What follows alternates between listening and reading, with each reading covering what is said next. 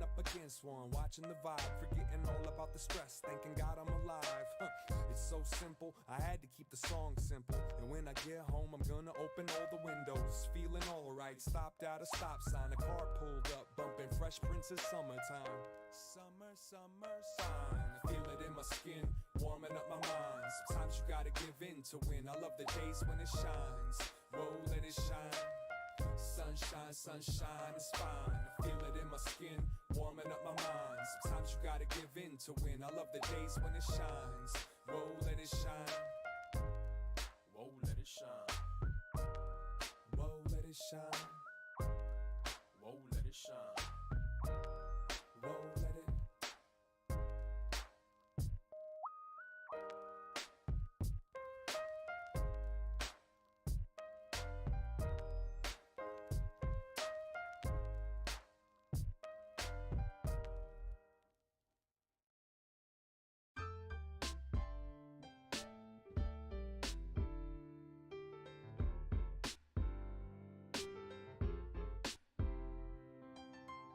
I thought I saw you yesterday, but I didn't stop, cause you was walking the opposite way. I guess I could've shouted out your name, but even if it was you, I don't know what I would say.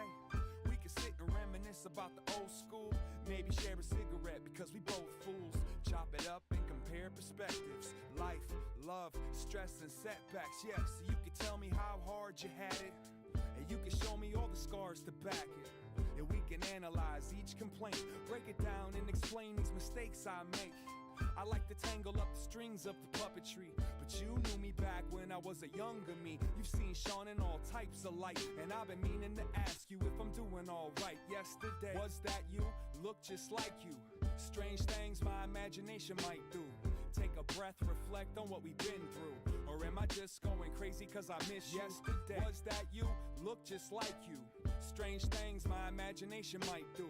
Take a breath, reflect on what we've been through. Or am I just going crazy cause I miss you? I'm shook, I know, I pushed when I should've pulled. Took it all back if I could, I put that on my soul. And I would make a top-notch good listener if you could block off a little time out to give it here. Since we went our separate paths, I've hit a couple of snags that remind me of the past. I can't front, I'm having a blast, but damned if I ain't afraid of how long it's gonna last.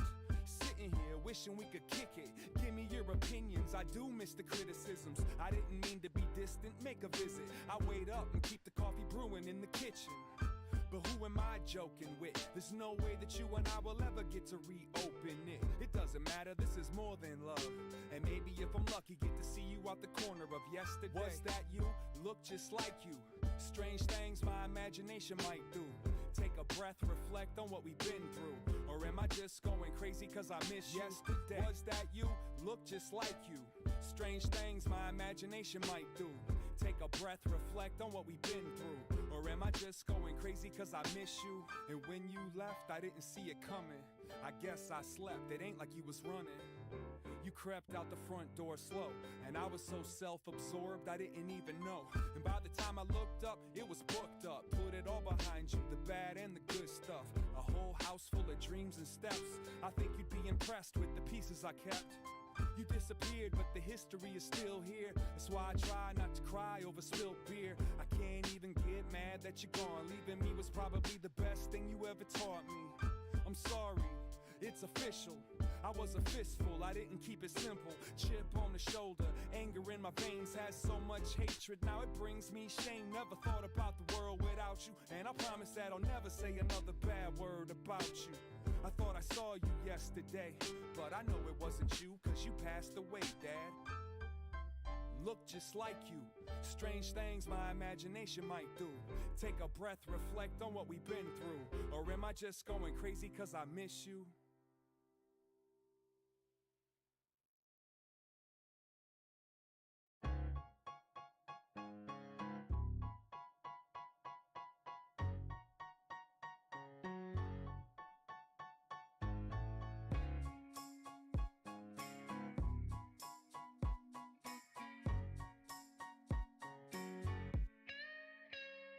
I had a rough day, but that's life, it happens. Woke up on the dark side of my mattress. I guess I forgot to set my clock. Overslept, almost lost the job. Been to top it off, I'm kinda hungry, but can't eat till I find my money. It's in my wallet, but my wallet ain't in my pocket. Can't remember the last time I saw it.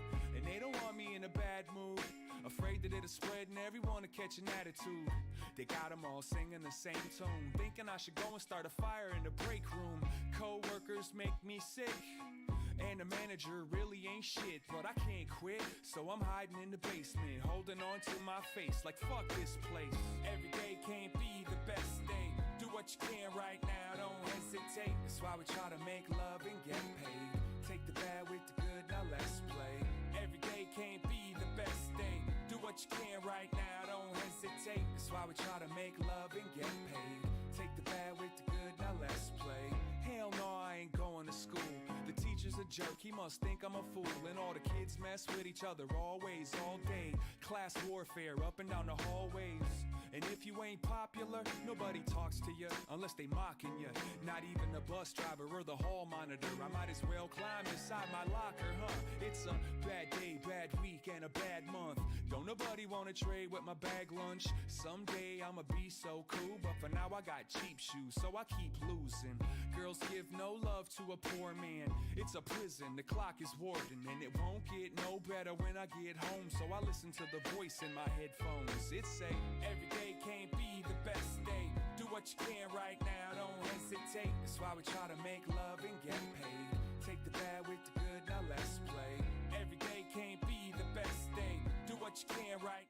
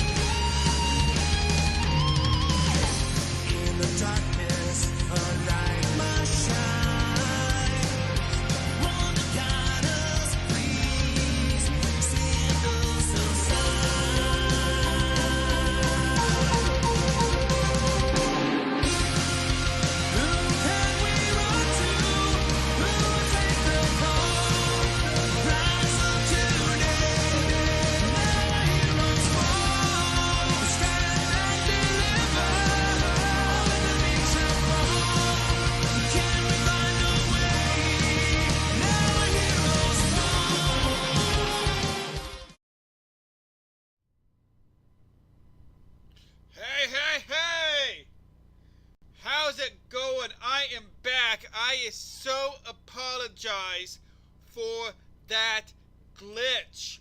My modem just completely shut itself off. I tried unplugging it from the source at the, from the power strip that I have it on, plugged it back in, it wouldn't work. Try unplugging it from the modem for 30 seconds, plugged it back in, wouldn't turn on. I tried to reset it. It still wouldn't turn on. So, here I am. We are finally back.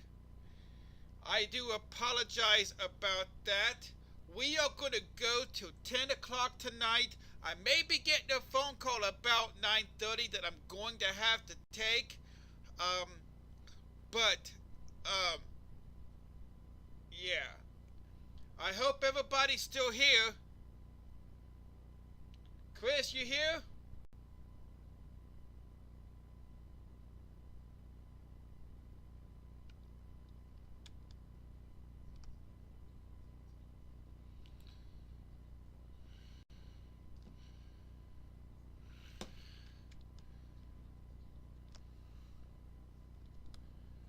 Okay, let's see.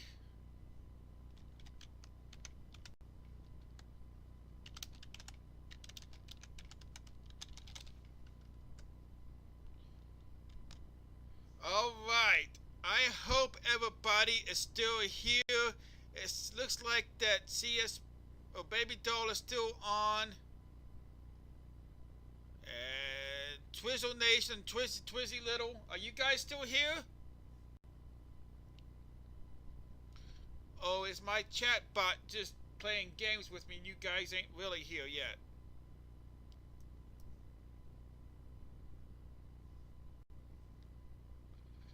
I'm so sorry for all of the confusion. Let's see, can you guys even hear me? Checking 1, 2. Hello.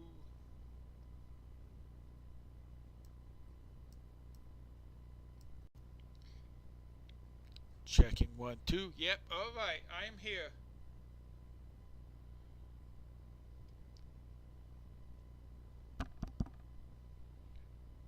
Alright, so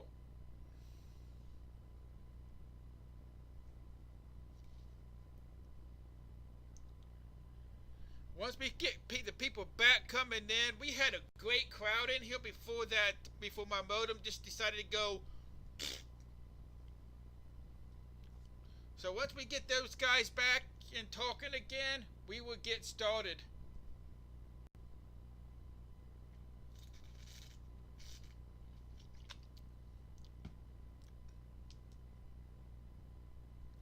So, yes, again, we had some modem issues with my modem.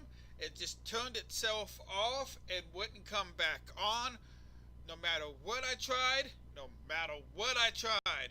So, I had to call customer service and talk to them for about 15 minutes. We got it back working and we're back up and running again.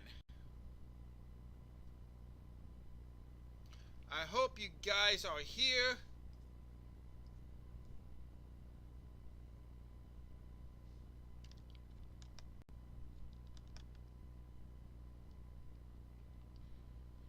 Oh yes.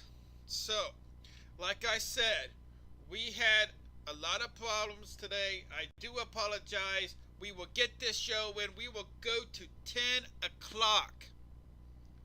I apologize if everybody here are early birds and going to bed early. I do apologize for the late start, but again, I had some modem issues, and it just shut itself off right in the middle of me doing the show. Right in the middle of me doing the show, the modem shut itself off, and my modem shut itself off, and I could not get it back going again. So, I'm glad to see everybody coming back.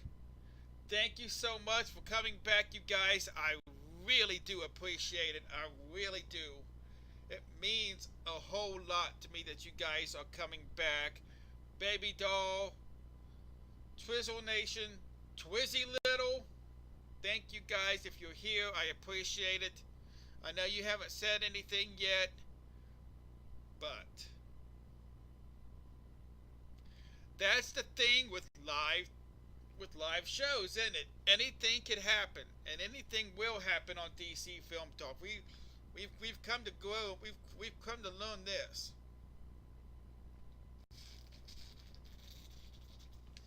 Excuse me. I needed a drink after that. I needed a drink after that. And no, this is not alcohol. This is uncaffeinated sweet tea. So, I try not to drink any kind of alcohol.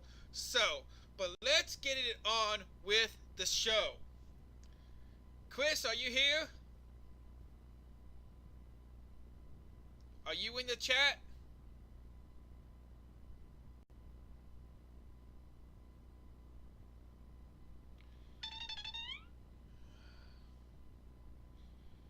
I hope everybody came back.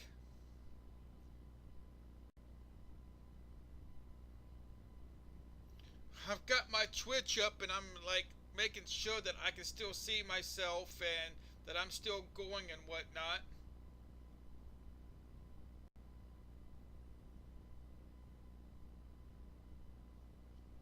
I'm gonna unmute myself on Twitch just to make sure I can hear myself. I can hear myself. Okay, so that's a good thing. You guys can hear me. It didn't mess with anything with any of my other settings. That's a good thing. I'm here, dude. Chris, thank you so much for your patience, man. I do apologize. Again, you guys. My right in the middle, me talking, I got a notification that OBS has disconnected, but on OBS it was saying that it was still streaming. So I went to Twitch, and I didn't see nothing, and it had an error message on it. I'm going, great.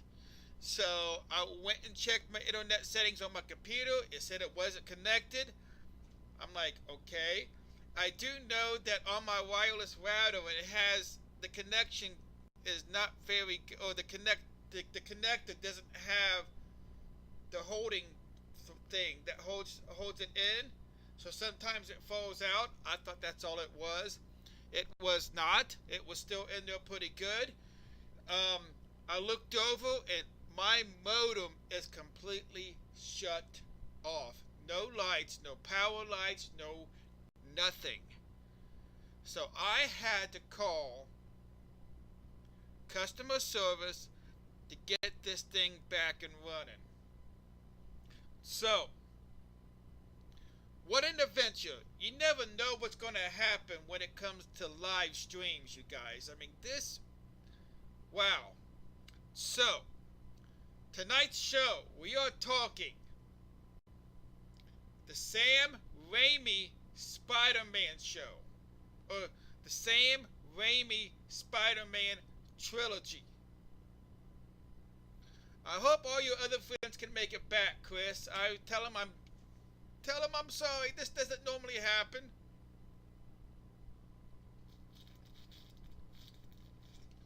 Excuse me. Excuse me. Yeah. Twizzy Little is back! Yes! Twizzy, I am so sorry, man. I am so sorry. That does not normally happen. I promise you that. I'm going to have a guy come out on Sunday and try to fix it completely. It is fixed for the time being, but I'm going to have a guy come out on Sunday and fix it completely. He's going to get me fixed up. Twizzy Little, thank you so much for coming back. So, let's go ahead. We were on this screen when we got interrupted. When we got interrupted, I was about to start the segment that I like to call In Their Words. So I am hoping that I can still do this.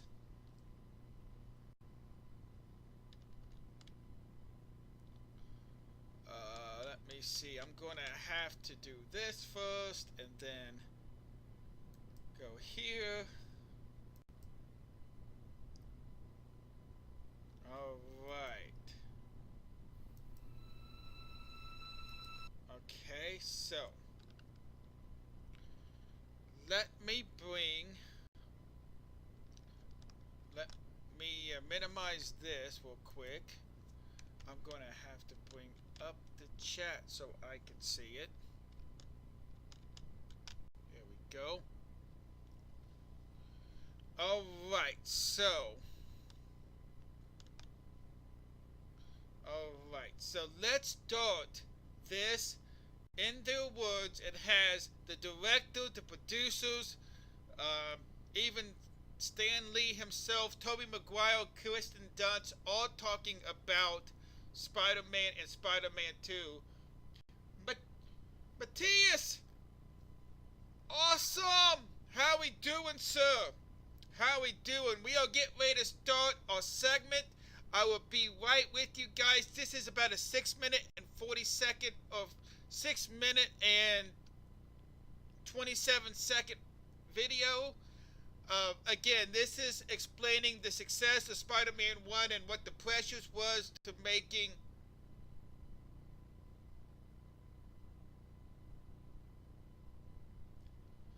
have the have the man flu, so been very poorly. I am so sorry to hear that. Bryson B.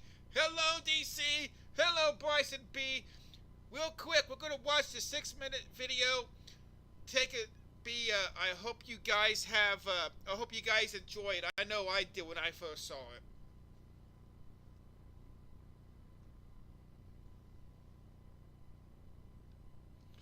Awesome.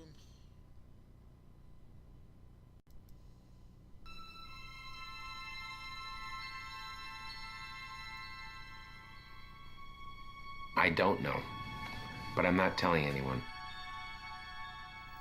I have no idea if it will work. I'm trusting in all my departments and all the actors and all the writers and camera people and grips and electricians to make it work. Nothing says it's working.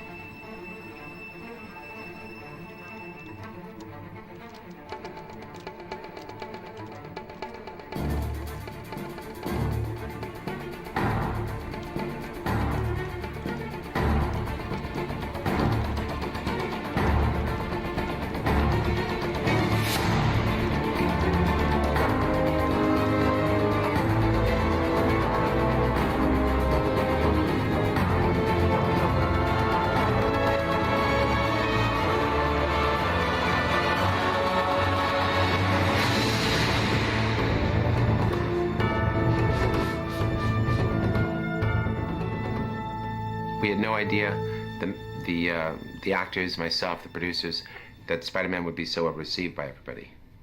And I've never really been involved with a hit movie before, you know, something that so many people go to see. It's hard to understand when a lot of people like the movie, you know, which was a new experience for me. It's hard to know what the difference between that is and when one audience you're with likes the movie. It's hard for me to imagine, oh, I guess I should be 10 times happier because 10 times the people have seen this movie. It's not really true. The experience that I have is making the movie. So I want the people that I'm working with to be proud of their work on screen, but mostly I do want the audience to have a good experience with the picture. I want Spider-Man!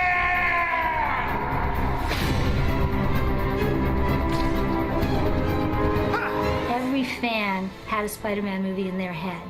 And we just had to hope that once the lights went down and the film came on, that they would go with and embrace the Spider-Man movie that was in Sam Raimi's head. And, you know, fortunately they did. What's unique about Spider-Man is that it starts at the age of 2 or earlier, and it goes all the way to people my age and older. The appeal of the character, the Peter Parker in all of us, was a kind of a thing that was male, female, young, old. It has all the elements. So when you walk into the movie house and the main title goes on and they erupt, it's like a rock concert.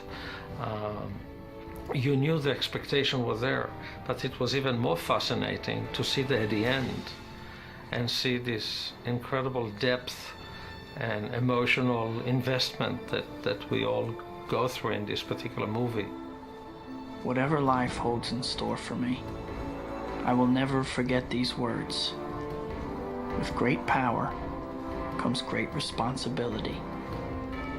This is my gift, my curse. Sam being, very well versed in the Spider-Man comics and especially to the early days in the 60s of the Spider-Man comics. So he kind of covers the people who are going to know the ins and outs of the comic books. The Marvel artists and writers have done a great job throughout the decades. I know because I'm a big fan myself. And so there's a tremendous amount of material to draw upon, and the character is so clear. I think it's not difficult to make a picture once you understand the character, who that person is. Everybody loves a hero. People line up for him, cheer them, scream their names, and years later they'll tell how they stood in the rain for hours just to get a glimpse of the one who taught him to hold on a second longer. I think really what makes a comic book a good movie is if the story is classic in nature, Shakespearean in nature. But more importantly, what makes a great comic book movie is the alter ego of the superhero. When I did Spider-Man, I wanted to make him a character people could believe in. So I figured I won't make him the handsomest guy in the world or the strongest. I won't make him rich. He'll have money worries. I can relate to that because I had money problems in those days. I said he won't be that popular. I mean, it's not easy for him to get a girl. He has to worry about getting dates. And I figured that most of the kids or the teenagers or the young adults who read those stories would be able to relate to that, because life isn't easy for anybody, really. So that's what I did, and I'm so happy it worked. Originally, my publisher never thought it would work. He said, people just want to see the hero fighting the villain. They're not interested in all that other stuff. So I must admit, I took a little bit of a chance. There was no reason why Spider-Man should have worked. I mean, I'm sure that Sony was terrified. I mean, the Batman franchise had flamed out. The Superman franchise had flamed out before that. Was the world ready to see a guy wearing a mask? And what you had was something that was really close to the comic in terms of its tone and its spirit. That's the romance of comics. More so than anything else, is you have to get the audience to believe that this person exists. That's what makes Spider-Man a great movie, is because you have that emotional, pull, and they're real people, and then all these fantastical things are happening to them, but at the base of it, it's just like human relationships, and it's a pretty simple story, but it's what holds the movie together is that. Otherwise you just get an action film, and who really cares to go see just that? I think you'll find Carl will be cool. Alright. So that was a kind of behind the scenes look at everything going on. She is not what makes Spider-Man movie. She is not what makes Spider-Man great movies. No, but I am sure I fell in love with Kristen Dunst from the moment she spoke in the movie. I'm sorry. I mean, thank you guys so much for coming back. You guys were asking before which Spider-Man is the best Spider-Man. Well, get this. For me, it has been, now don't get me wrong, Andrew Garfield did a good Spider-Man, but I don't think he did a good Peter Parker. Tom Holland does a phenomenal job, but just haven't seen him enough yet. I still like Tobey Maguire. I gotta see at least one more movie before I can say that I love Tom Holland. You know what I'm saying?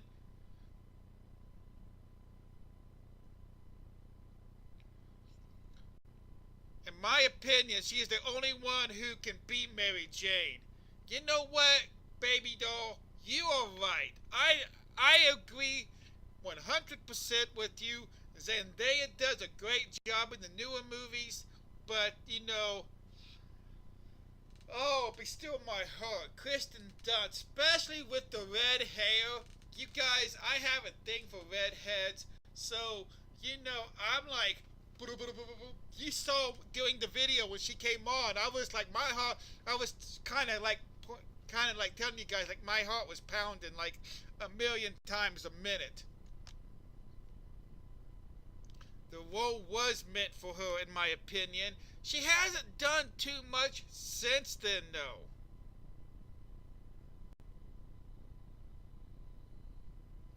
Heck yes! If I was a dude and met her, goodness. Man, if Kristen Dunst would meet me, there'd be no other.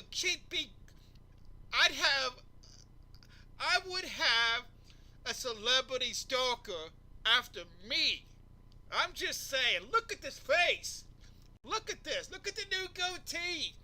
I am telling you guys, if Kristen Dunst ever met the DC rapper, she would be like so in awe. So in awe. I'm just saying. Drizzle Nation, you know I'm right. Come on now. You know I'm right. I got you laughing over there, but you know I'm right.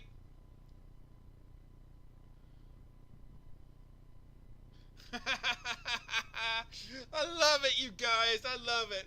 Bryson coming in with the ha-ha. 10 out of 10, brother. Thank you so much, Bryson. I really do appreciate that. Man, that means a lot to me. So, we are going to go ahead.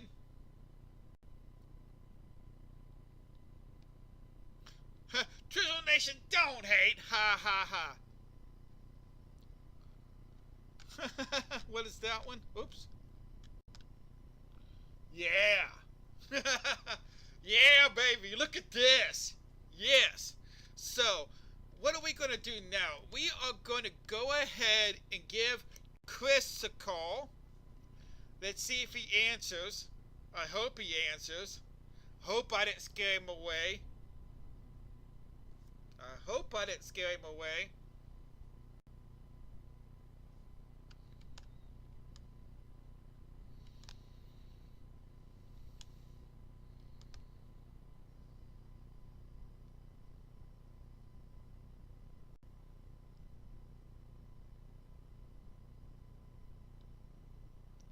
Chris, can you hear me? Hello? Hello? Can you hear me? Chris, can you hear me? Hello? Crap, what's going on? Can you hear me? I don't think Chris can hear me. Hold on a second, guys. Let me try something.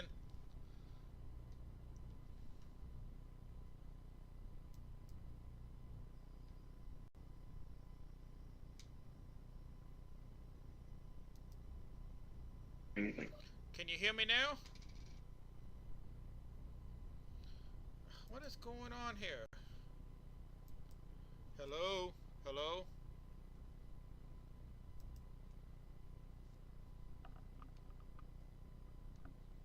Hello? Hello?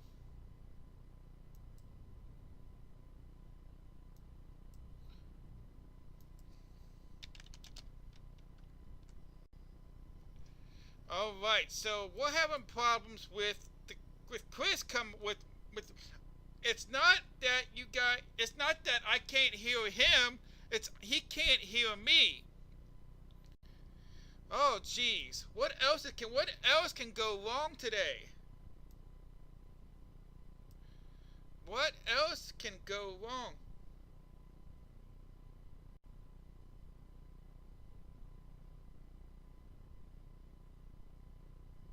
Yes, but he can't hear me on the Discord call. So I am going to try to I'm going to try to bring up Discord one more time. Let's see. Hello.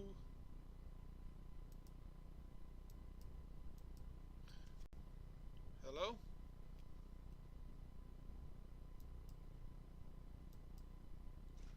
Hello. Hello.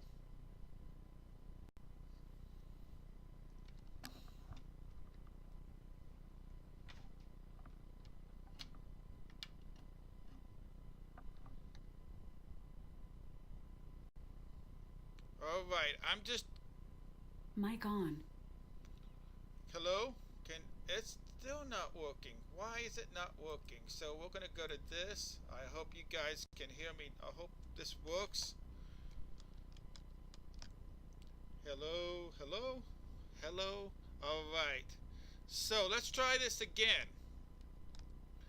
Chris, I'm about to call you again. I hope it works this time.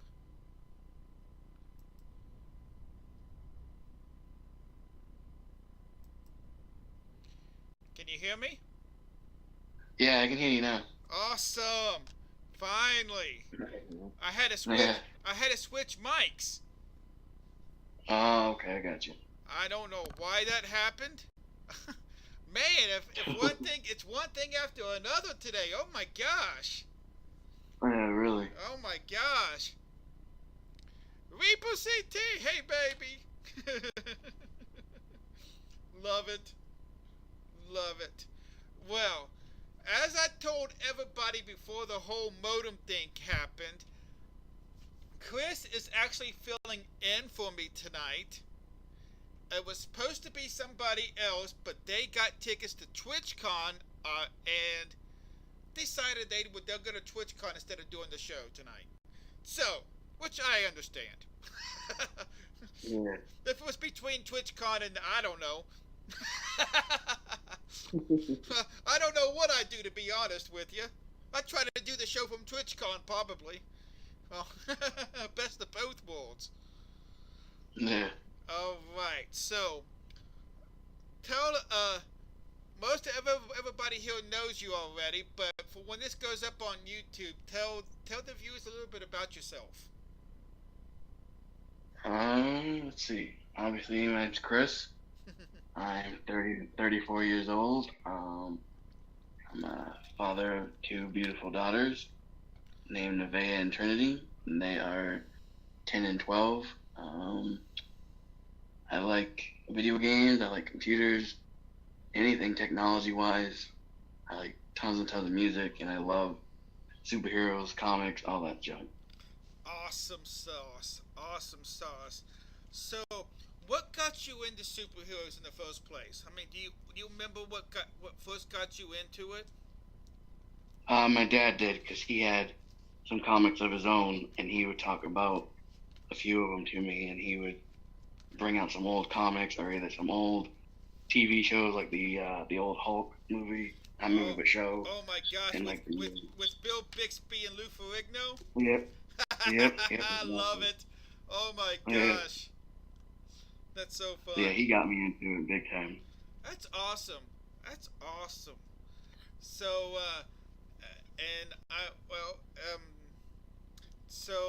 and you stuck with it. Yes. That's definitely. That's awesome.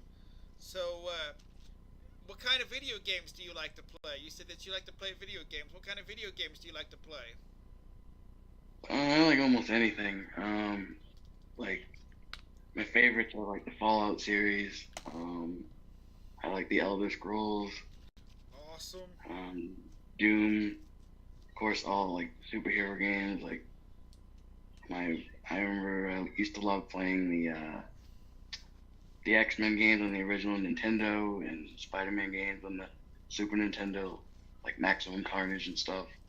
Oh my gosh, I absolutely loved the Maximum Carnage. Yeah, it was such a good game. Fallout, Doom. I beat Doom like so many times. Twizzle Nation says. Take a look on the screen here on the show. I actually have this from Maximum Carnage, the game. Nice. And it is Carnage. I know you're a big Carnage fan. Oh yeah, definitely. I know you're a big Carnage fan. Oops, I gotta take this off. LOL TC Rapper. Hey, how you know? There we go. Now you're up there. Let's get your face up here. This is who we're talking to. Here we go. We got Chris up there on the screen now. Awesome. So, have your daughters grown to love superheroes too, as much as you? Are you? Oh yeah. Are you keeping that tradition going in the family, passing it on to your daughters? Oh yeah, I try to. They may not be as obsessed as I am, but they definitely are into superheroes, right? Not yet, anyway, right? Oh. Right. Focus on school first, then get obsessed with superheroes. Right. Oh my gosh, that is so awesome. So, we're going to play a little game called the Speed Force. Now, I gave Chris a couple of questions from this. I didn't give him all the questions because I wanted to see if I could stump him a little bit during the show tonight. So this is going to be a lot of fun. We'll get ready to know Reaper CT as see what kind of superheroes he might be if he was one. Let's find out. All right, so obviously you told me in the pre-interview that Spider-Man is your favorite superhero. Why is Spider-Man your favorite superhero? He's my favorite because he was one that my dad was really big on, and we used to play around together, and he would act like he's Spider-Man, and we would have a joke about that. He would be like, when I was in bed at night, he would be out fighting crime as Spider-Man and stuff like that. Oh, that's So awesome. It's more like a big memory with him. That's awesome. What's up, Mr. Pike? Thank you so much for the look. It's much appreciated, sir. All right, so what is the coolest superhero item you own? Oh, wow. Might be the Carnage action figure I have. Is it as big as mine? I think that might be the coolest. No, not even as cool as me. Oh, no. All right. If you could have one superpower, what would it be and why? Probably flight, because this way here I could go anywhere I wanted to, pretty much for free.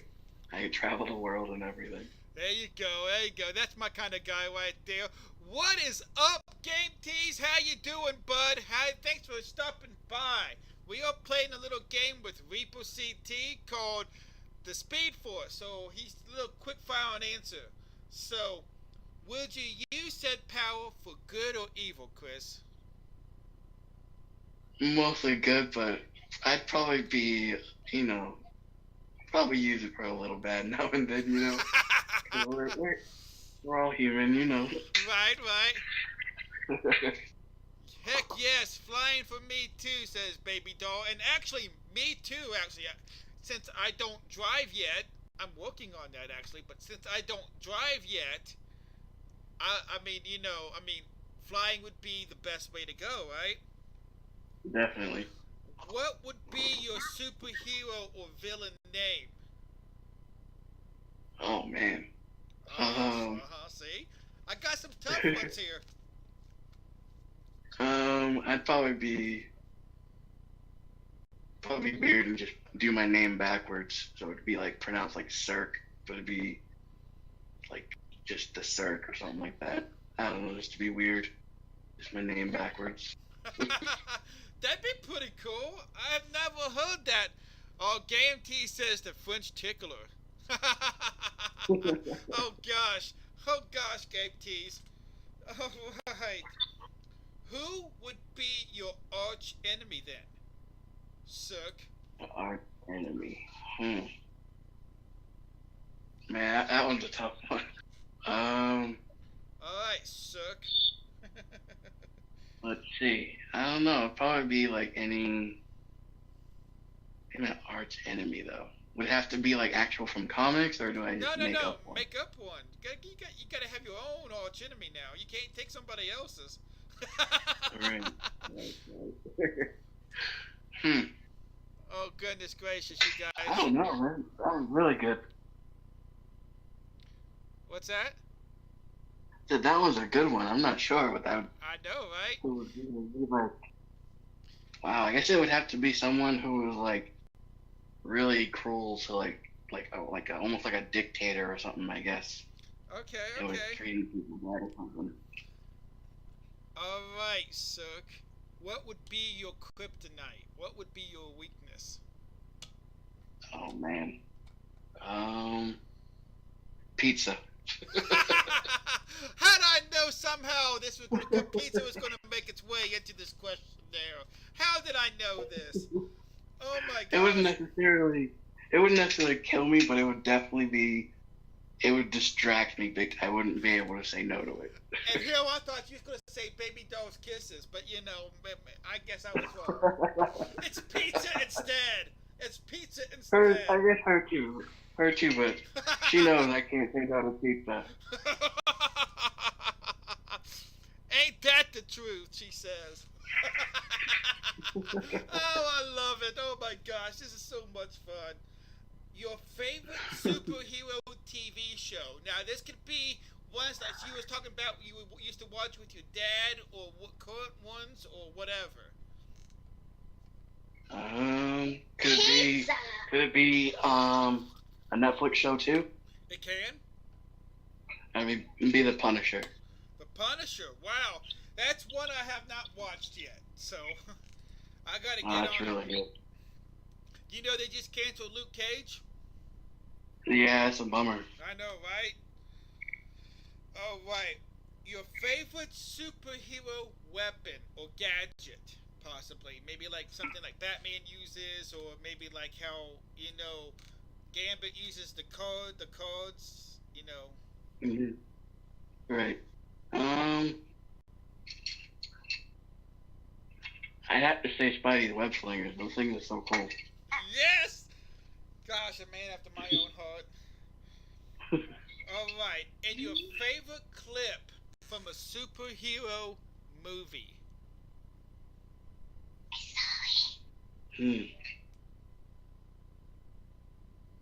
It'd probably be the scene in the new Avengers. I really like that one because it's like the special effects and stuff where they're fighting Thanos and it's got everybody together. Right. All right. I love the way it looks. I love the way it looks. Oh my gosh, you are so right. So let's take a look at this clip that is Chris's favorite superhero movie scene. Haha, is your kid whispering for you? Game Tease wants to know. She's whispering in the background watching, yeah. That's funny. All right. So let's take a look at this.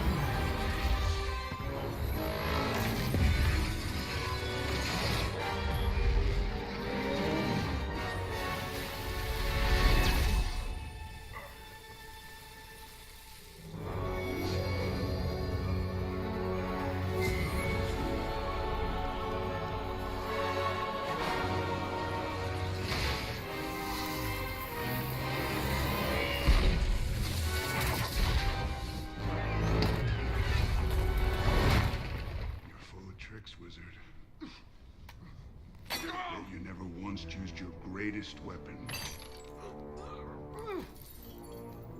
A fake.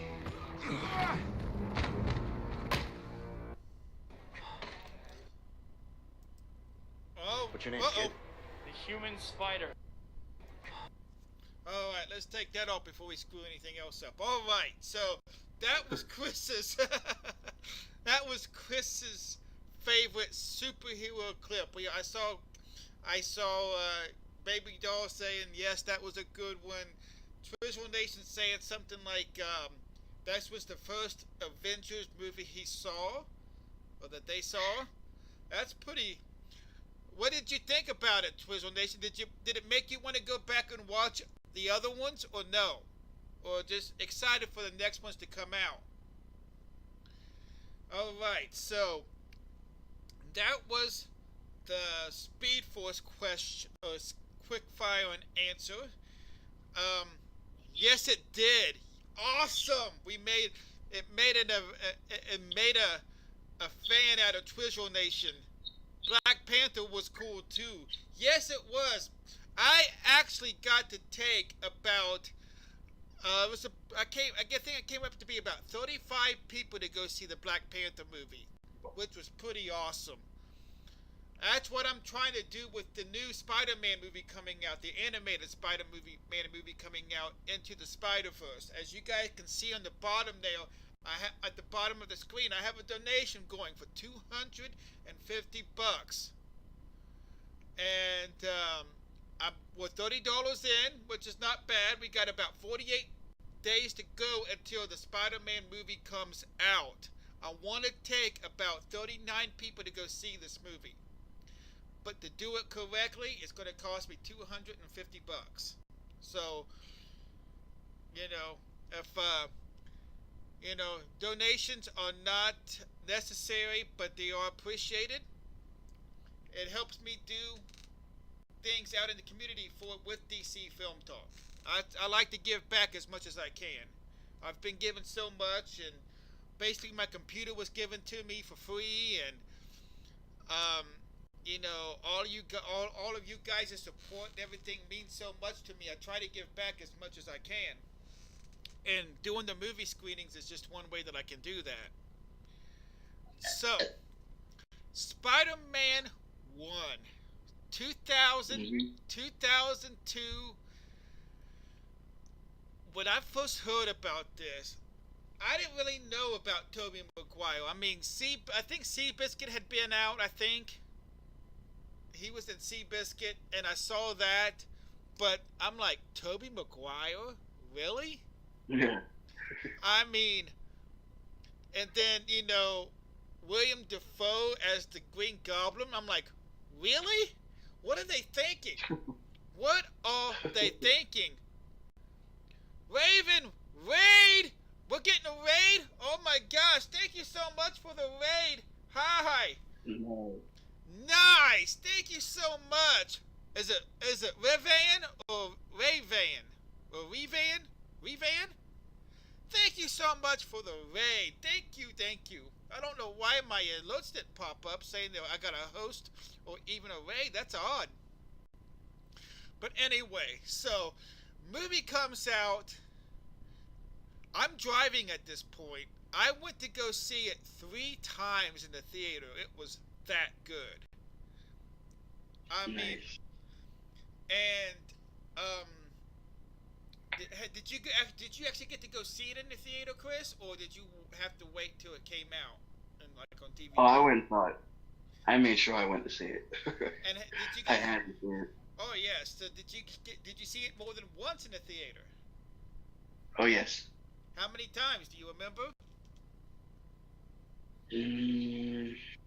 I know it's been a while. Yeah, it's been quite a while. I think I saw it like twice, if I remember right.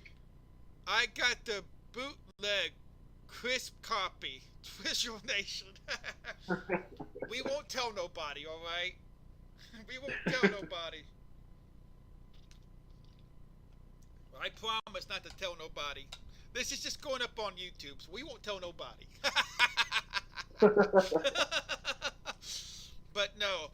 But when I saw it, I was like, they couldn't have picked a better cast. Honestly. Yeah. I mean, Tobey Maguire played an awesome Peter Parker as well as an awesome Spider-Man. Definitely. Reaper CT does that too, laughing my ass, that baby doll says. Uh-oh, you're getting told on, Chris. No. You're getting told on. I am going to plead the fifth on this one. I'm not saying I do or don't. I'm going to plead the fifth on this one. You guys can take that however you want. You guys can take that however you want. No, but yes, he did. Tobey Maguire was the best, I think. Yeah. So far, he's the best. Like I said earlier, I have to see Tom Holland in another movie before I can actually say how much, which one I like better. Because we only saw him for a little bit in Civil War, and then we saw him in Homecoming, of course. But, I've got to see him in another movie, or then Infinity Wars. But both Civil War and Infinity Wars, they were not, he was just here and there. He was not, in it full. Right. But Toby was cool in the first one, Tweezy Little says. Yeah. What's wrong with that? I mean, we'll get into that when we start talking about the second and third ones here in a second. But, yeah, I love that they came out and just brought out the Green Goblin, like, at the, the first punch out of, I mean, they had to go. The guy that plays, but by that third one, she's, yeah, well, we'll get into that. We'll get into that. They turned that damn movie into a musical. Trizzle Nation. But, okay, lost my train of thought there. Thanks, Trizzle Nation. But yeah, I mean, it's, they came out, and the guy that played, J. Jonah Jameson, J.K. Simmons, I not really heard too much from him really at all,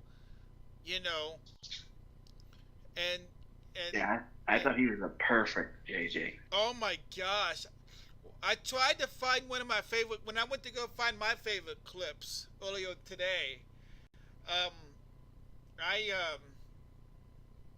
Before I left for the big old shopping trip, I actually, was trying to find a good clip from, with J. Jonah Jameson. I couldn't find the right one, so I picked something else. But, I loved J.K. Simmons as, the J. Jonah Jameson. I mean, it fit, I loved definitely. I don't know if he was like a comic fan to start out with and but he absolutely nailed it. He absolutely nailed that scene. And we was talking of doing that behind the scenes video a little bit about Mary Jane, and me and Baby Doll both agreed that, oh my gosh, Kristen Dunst, holy cow. Yeah. There is a reason why I have seen the first Tobey Maguire Spider-Man, and this is no exaggeration, guys. I have seen this movie 650 times. That is no exaggeration. Mary Jane, do you love me just the same? Oh my God. But yeah, I have, the reason I know it's 650 times is when I used to work at this call center, and when it came out on DVD, finally came out on DVD, they would ask me, my coworkers would keep on asking me how many times I'd seen it, how many times have I seen it. So, I'm surprised that Chris has not seen it that many times, LOL, says Baby Doll. But I started keeping count so I could let the guys know at work how many times I'd seen it. Well, after I left, I never quit counting. So I watched it last week, or this past Tuesday, and it was for the 650th time. So, yeah, I could probably recite that movie in my sleep if I wanted to. But I'm not going to do that. That might be another DC Film Talk show. No, I'm kidding. A one-man Spider-Man show. I'll do all the parts. I'll buy a red wig for Mary Jane and everything. Oh. There you go.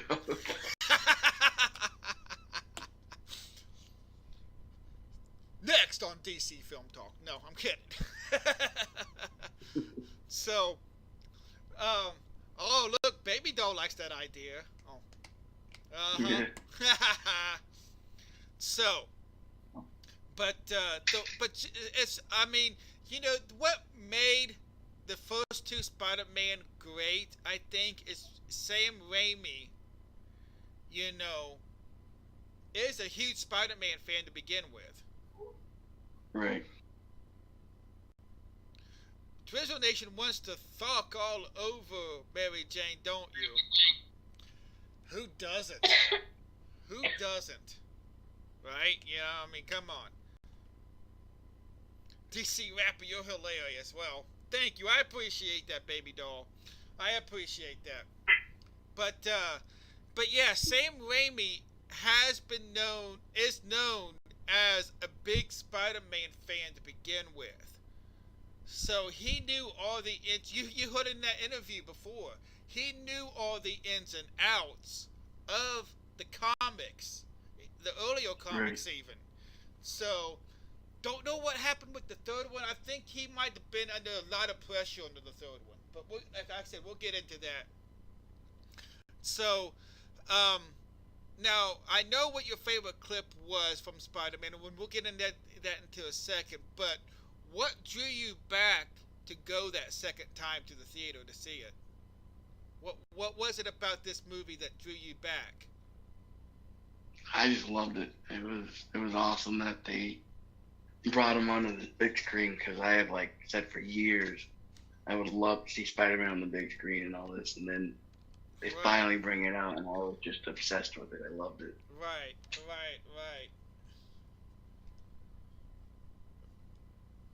Bring your picture back up here. All right. So yeah, for me it was just because as you guys can't tell, look at the shirt. I'm a huge Spider-Man nut.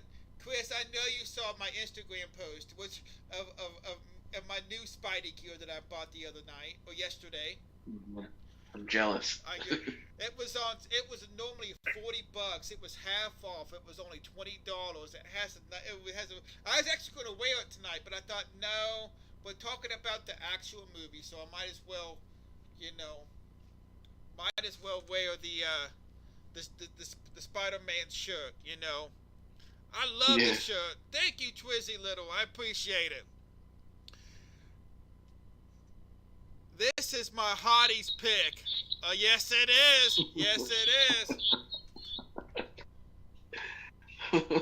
This shirt, I would have never noticed. Here, let me give you a better look. It is from the actual movie of Spider-Man. Not from the set, of course, but it's made. The print, the Spider-Man is from the Spider-Man movie we're talking about here. So, I think that's pretty cool. There's a better look at it. Yes, awesome. I have a Spider-Man shirt and Superman shirt, for that matter. I have one for every single day of the week. I could probably wear a different Spider-Man shirt and a Superman shirt at least for about a week and a half. Sorry, that sarcasm didn't translate. Well, it's hard to type sarcasm. It's hard to type sarcasm. I'm sorry I did not catch that sarcasm. But yeah, well, I had to show it off anyway. Come on, give me a break. It's Spider-Man. I gotta show it off. But anyway. But yeah, I actually went back 3 times to see this movie. And I think what drew me, it was both, how well it was done. The production all the way through the actors and how they carry out the dialogue. I was just saying that short doesn't say you're a fan, LOL. Well, then I guess I'm just going to have to go shirtless then, huh? Oh. Yeah, let's get DC Rapper banned off of Twitch. Let's go shirtless. Let's not and say we did, right? Right. does say you're a fan, LOL. You had the typing glitches. I love it. Alright, so, you know, the only thing, you know, I don't know if I could say anything bad about the first Spider-Man movie. I really can't find a flaw about the first Spider-Man movie. So yeah, me neither. Yeah, let's see here. Let me oops. No, don't do that. Oh yeah. So do you want to set everybody up for your favorite clip in the first Spider-Man movie, Chris? Do you remember what it is? Yeah, I remember. It was the fight between Flash and him. I've always loved that scene because it was just cool how they slowed everything down to show how his senses were amplified with everything around him. Right. And then the way he was moving and stuff was just so cool. And who would not want to be like that when they were in high school to a bully? I mean, come on. Right. That'd be so cool. I wish I was like that in high school. I was pretty much a punching bag in high school. So, yeah. Yeah, let's go ahead and get this up here. Oh, look, there we go. Yay. All right, so let's take a watch of Chris's favorite scene from Spider-Man 1 from 2002. Then we're going to watch my favorite clip, and I'll set that up once we get done. So here it is, Chris's favorite clip from Spider-Man 1.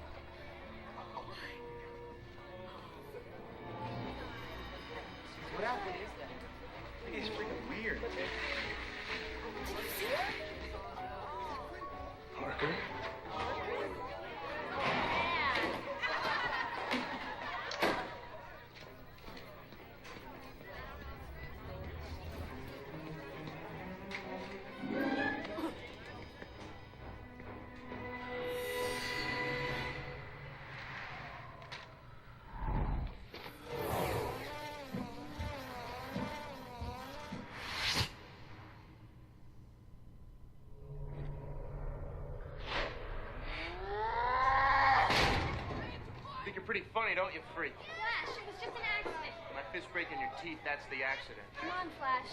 Stop. I don't want to fight you, Flash. I wouldn't want to fight me neither. Exactly.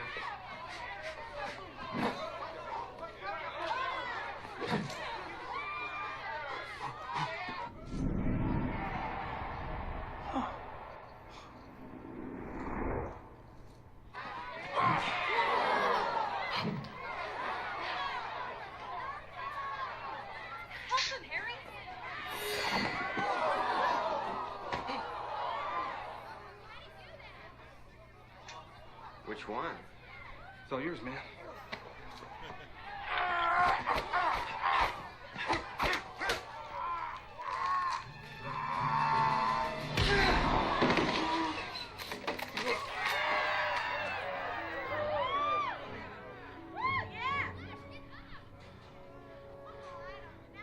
Jesus, Parker, you are a freak. Peter, it was amazing.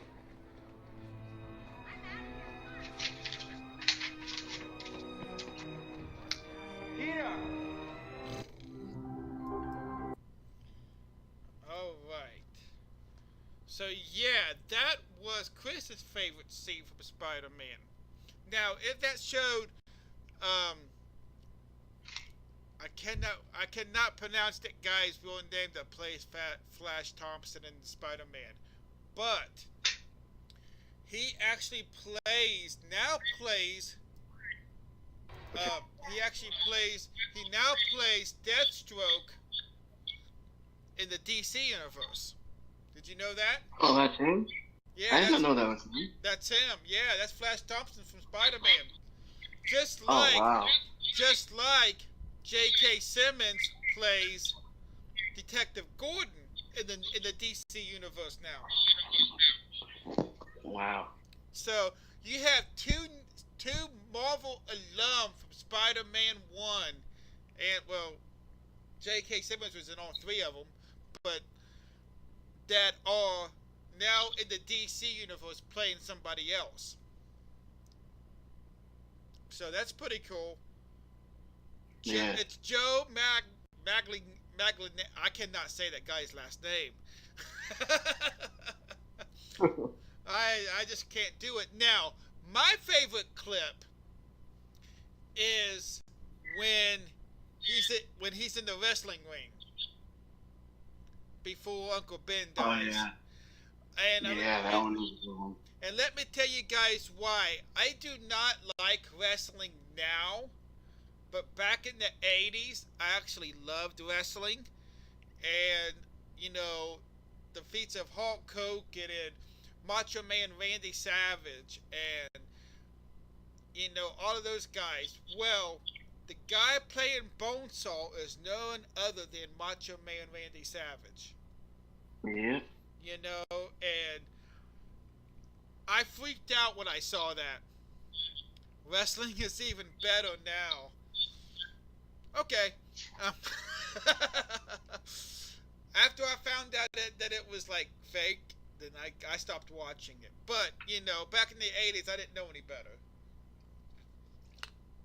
Or let's just say when I knew that it was scripted. I won't say fake. I'll say scripted. I know things can go wrong. I'll say scripted. I'll say scripted. Is that a better word, Twizzy Little? Scripted.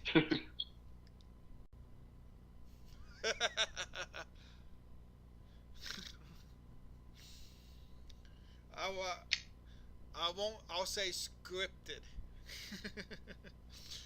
So, but, yeah, so my favorite scene was, you know, the whole, you know, because it brings out a little bit of comedy as well as, you know, a little bit of action. Kind of like your first clip. There's a little bit of action, but, you know, this one brings out. Remember when Donald Trump bought the WWF and then sold it back to Vince McMahon? I didn't even know he did that. But anyway, but yeah, so here's my favorite clip.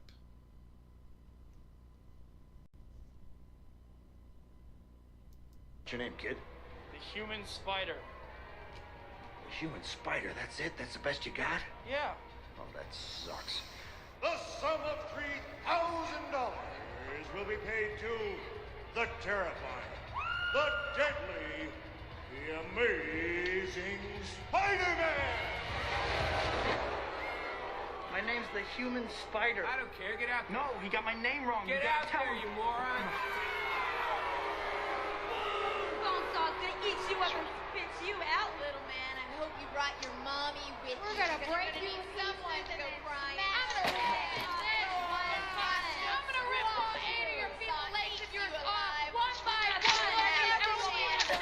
Oh my God! Oh, my legs! Oh God, I can't feel my legs!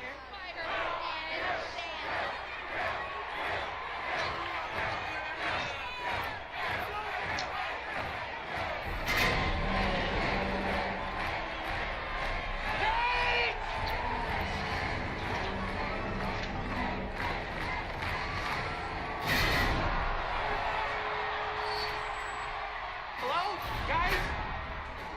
Will the guard please lock the cage doors at this time? Hey, listen. Some kind of mistake. I didn't sign up for a cage match. Hey, unlock the thing. Take the chain off. Hey, Freak Show! You're going nowhere!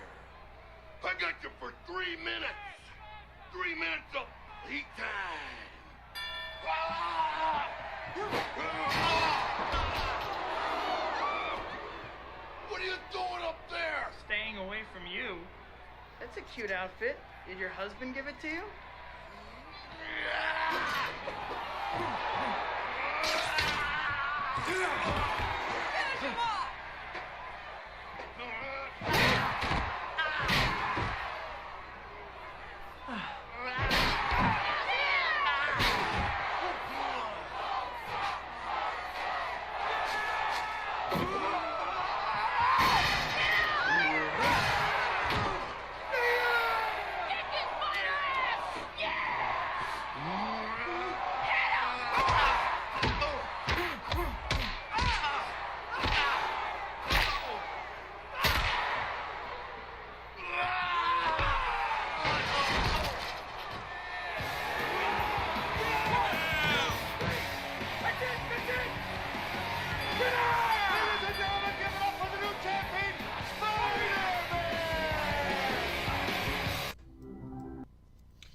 All right, so yeah, that was my favorite clip. You know, I mean, you know, that whole look when he's actually kicking Macho Man Randy Savage in the gut, in the face, you know, that that look is like, how the hell am I doing this? You know, it's like, what? You know, I mean that's her. I mean, was that a real or a fake match? Ha ha ha. That was totally fake because it was in a movie. Right? Right. So, but, yeah. And then, you know, of course, you know, so we both chose clips like toward the beginning of the movie, really. Yeah. Did you see that YouTube video of that naked Brazilian girl kicking the police in the face? It was dope. It looked just like that. I have not seen that. Interesting. Very interesting. Maybe that was stage 2, that if it looked just like that. Oh. Oh. But, man, I mean, Spider-Man, I mean, hitting the big screen for the first time, really. You know, I'm waiting for them to do another TV show, really. I thought Netflix would have done a Spider-Man show by now. Mm. You know, they had that one Spider-Man show, TV show back in the 70s with Chris Hammond. And that was pretty much it up until, you know, 2002. I mean, from, you know, that's a long break. You know, you would think there was well, okay, yeah, take that back. You had the Spider-Man and the Electric Rainbow or whatever it was called. You know, but okay, and then the Spider-Man cartoon series. But I'm talking live action with words, you know, and dialogue and whatnot. But yeah, so I mean, you know, this movie actually got me back into the comics. My grandma passed away about 3 years before this movie came out. So, and she was the one that actually got me into all the comics and stuff as a kid. So I kind of stopped collecting them for a while. Mm-hmm. Hey, Chris, I can hear myself through your speakers. No, you can't. How about now? I don't hear myself now. I'm good now. All right. Exactly. Bad. If I can hear it, so can my the viewers. So. My bad. That's what's up. Yeah, I know, right? So my grandma, she passed away in 1999. And she's the one that got me into all the Spider-Man, the Supermans, you know, all the comics, you know. And, you know, when she passed, I pretty much quit buying the comics. But when the Spider-Man movie came out, that kind of fueled. I didn't go out and start buying comics again, I will say. But, I mean, it got me hooked back into the superhero stuff and whatnot. And, yeah, it's been, I've been steadily, you know, like I said, you guys, I have a Spider-Man shirt for every, you know, day of That's a cool grandma. It is. I called her Mamaw. And her and I were real close. So, um, yeah, I mean, so this was kind of like me actually getting in touch back with my grandma in a way. I mean, this is what started it all. When I do this show, I mean, there should be a dedication on the ending credits for my grandma. There isn't one. There will be one after tonight, for the next show. But they'll I mean, because she's the reason why I can do this talk show and be so knowledgeable. I mean, she's the reason, you guys. I mean, you know, um, so yeah, and then Spider-Man 2 comes out 2 years later. And again, of course, we know Tobey Maguire, we know James Franco's going to be in it, J.K. Simmons and Kristen Dunst. Didn't they say Alfred Molina? I'm like, what? Huh? Are you kidding me? But again, they nailed it. For the second time, they nailed it. Oh yeah, definitely. I mean, holy cow manure. And I kind of think that the Insomniac Games, the guys that put out the new Spider-Man PS4 game, kind of took a page from this movie because of the relationship between Peter and Otto Octavius. I mean, that's all I'm gonna say. I'm not gonna spoil any more about the game for those who have not played it.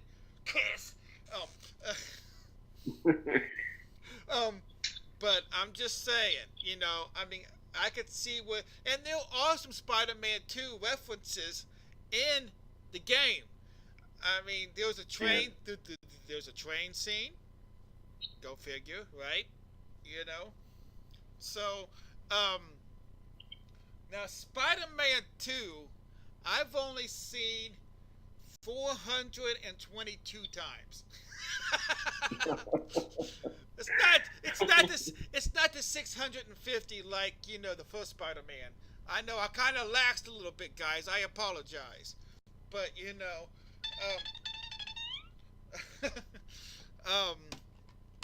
I still loved it as much as I did the first. Well, I wouldn't say as much as the first one, but it was still pretty good. I mean, when you do a trilogy like this, it's hard to beat the first one, I think, in any movie, really. I mean, I don't know. It's just to me, it's kind of the first one's always going to be kind of like the backbone of the whole series, whatever it may be.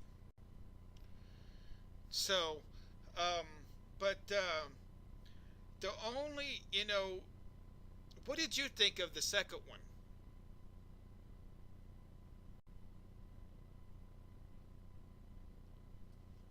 Chris, are you there? Did I lose you? Yeah, I'm here. Sorry. Oh, okay. Sorry, it went out. It went out for a second. What was it you said? Oh, I said, what did you think of the second movie? Oh, the second one was the best one, I think. That was my favorite one out of all three. Really? Now, see, I was just saying that I think the first one was still the best because out of all of them, I mean, it is the backbone. The first one's the backbone of them all. I mean, in that retrospect, don't get me wrong, I loved the second one. Like I said, Alfred Molina, everybody killed it for the second time. It was just awesome.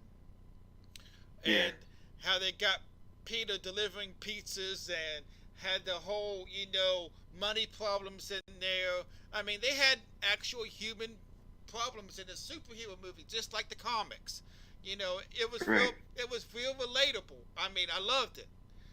But like I said, I've only seen that one 422 times compared to 650 times. La la la la la. Yeah. yeah, I mean, it was. I mean, the only thing that I can nitpick about the second one is I think too many people found out in the movie that he was Spider-Man. Yeah, I see your point. Yeah. You know, I mean, I could see Mary Jane, and maybe at the time, Harry, but at still, I mean, there was quite a few of, you know, Doc Ock finding out, and then there was another guy that found. I mean, it's just like, really? Yeah. Why? Why? And when I would watch it with somebody, another thing too that kind of like, what do you think about the internal webs? I mean, in this series, he doesn't have web shooters. The Spiders actually gave him webs. Yeah, I had a little issue with it because I was so used to him having, the web slinging gadgets and stuff like that. But right. I also thought it was pretty cool though that they did that too. But it kind of played a big part in the second movie. Yeah. Because of his confusion, there was a lot. I can't remember exactly what the line is, because like I said, if it was the first movie, I could probably quote it to you, but it's not. I'm going to paraphrase here. Built-in webs are way cooler. Why didn't they have real webs in the first place? Why didn't he have real webs in the first place? What the heck did he need gadgets for? Well, I mean, but Doc Ock or Otto actually tells Peter at some point, love, is pretty much a strong force. It can take things away and give things to you and take things away. Well, in the movie, when him and Mary Jane are kind of on the outs, that's when you see his spider web his web start not to work really. Right. And it's pretty much kind of like a love conquers all kind of deal. I mean, in all honesty. Yeah. I had silly string web slingers. I have always wanted them, but never bought them. And I don't know why. I have one. Yeah. Now see, that's where you'll one up on me, Chris, because I haven't had them. Well, welcome back, baby doll. I appreciate you coming back. All right. So, I love the fact, like in the newer versions of Spider-Man, he has the web shooters. I have to say. I mean. Yeah, definitely. Sorry, Trizzle Nation. You should have some. They are amazing. I'm going to be Spider-Man tomorrow. I have the full-fledged costume that I'm going to be wearing. I think Chris has seen it once before when I was playing Spider-Man at one point, the game. I don't know if you came in while I was dressed up or not. I can't remember. I think you did. Yeah. Yep, I definitely did. Okay. I thought so, but I was like, I can't remember. It's part of getting old, you guys. You can't remember shit. Oh, anyway. All right. No silly string? No, I've never had the silly string web shooters. No. Thanks. Not a problem, baby doll. Thank you for coming back. We really do appreciate it. But Spider-Man 2, though, I mean, it really hit home in a lot of ways to a lot of people. And I can see that. Right. Did you go back a second time to see that one as well, or no? Oh, man. I saw that one. I lost count, but I had to have gone maybe like 12 times or so. Wow. Look at you. Holy cow, Manu. Yeah. I went back way too many times to see that one. Right, right. Oh no, if you guys are not, and if any of you guys are looking or anything like that are not following Reaper CT on any of his social medias, take a look right there. It's in the chat. Awesome sauce. It just came up. Awesome. So, but yeah, I mean, it's just, I mean, again, they hit it out of the ballpark with this one. I mean, they really did. I mean, I can't believe. I saw Jurassic World twice in the movies. That's my record. Well, again, let's see. I saw The Matrix 3 times in the movies. No one cares. Oh, he's getting dissed by the. He's getting Twizzle Nation's getting dissed by our guest tonight in the chat. Oh, oh, oh no. Oh my gosh, that is hilarious. I love it. I love it. And you know this, man. You know this, man. Is that from Friday? You know this, man. Hey, and it is Friday. How about that? Oh, anyway. So you went and saw this like 12 times in the theater. Oh yeah.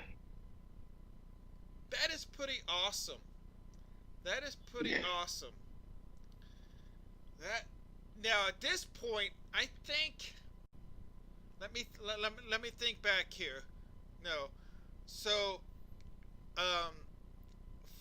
see the cool thing about these Spider-Man movies and Marvel movies in general, you guys. My birthday comes in early May, and for the last I don't know. Let's see. Look, well, ever since Spider-Man came out, really, the first one in 2002, they have always come out. The Marvel movies have always come out in May. You know, until they started doing twice or three times a year. But when they were doing one a year, they would always come out like the first week of May.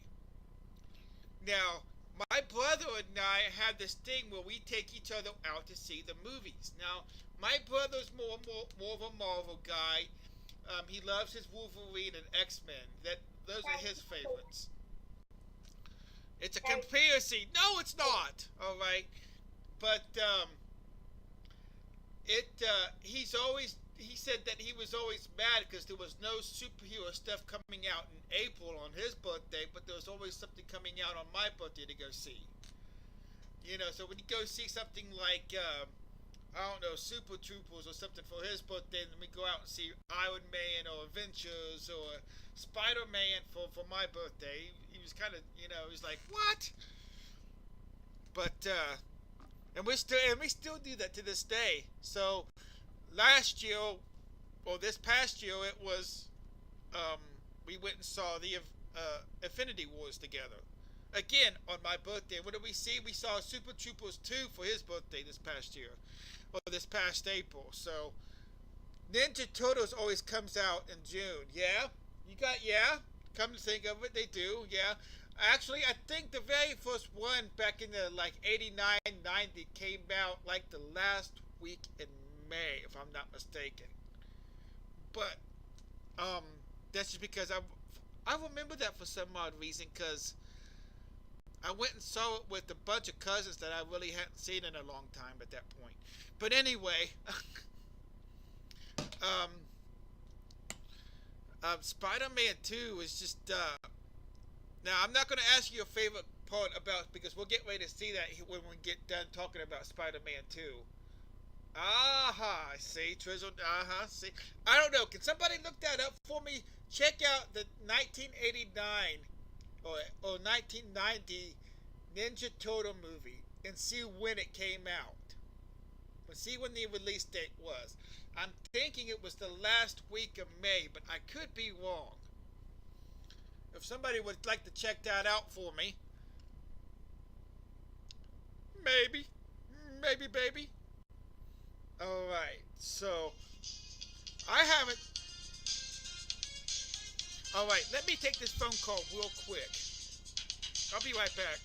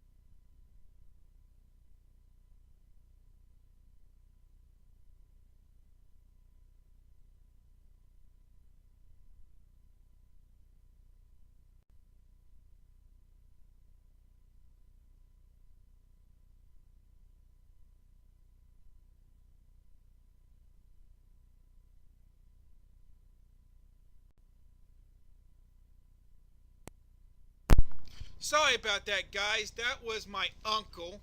I'm supposed to be spending some time with him tomorrow. I told him to give me a call about 9:30 when I thought the show was going to be ending at 9 o'clock. But, so I do apologize about that.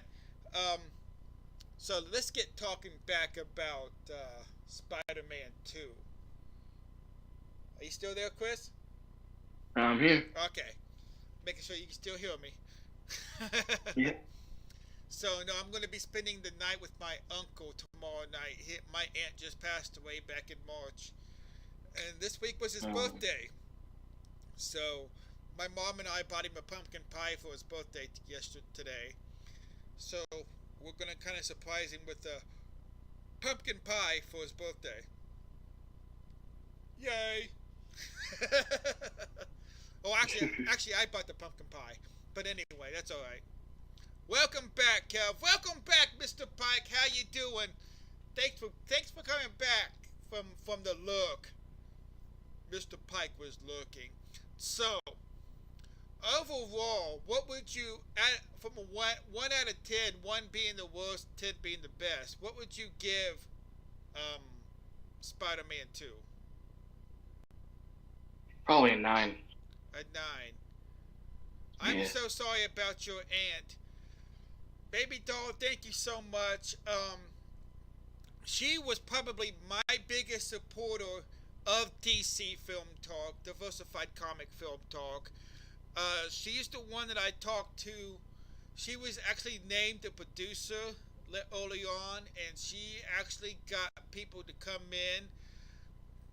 The very first season of DC Film Talk, I was not on Twitch. I was on another platform that is no longer there anymore.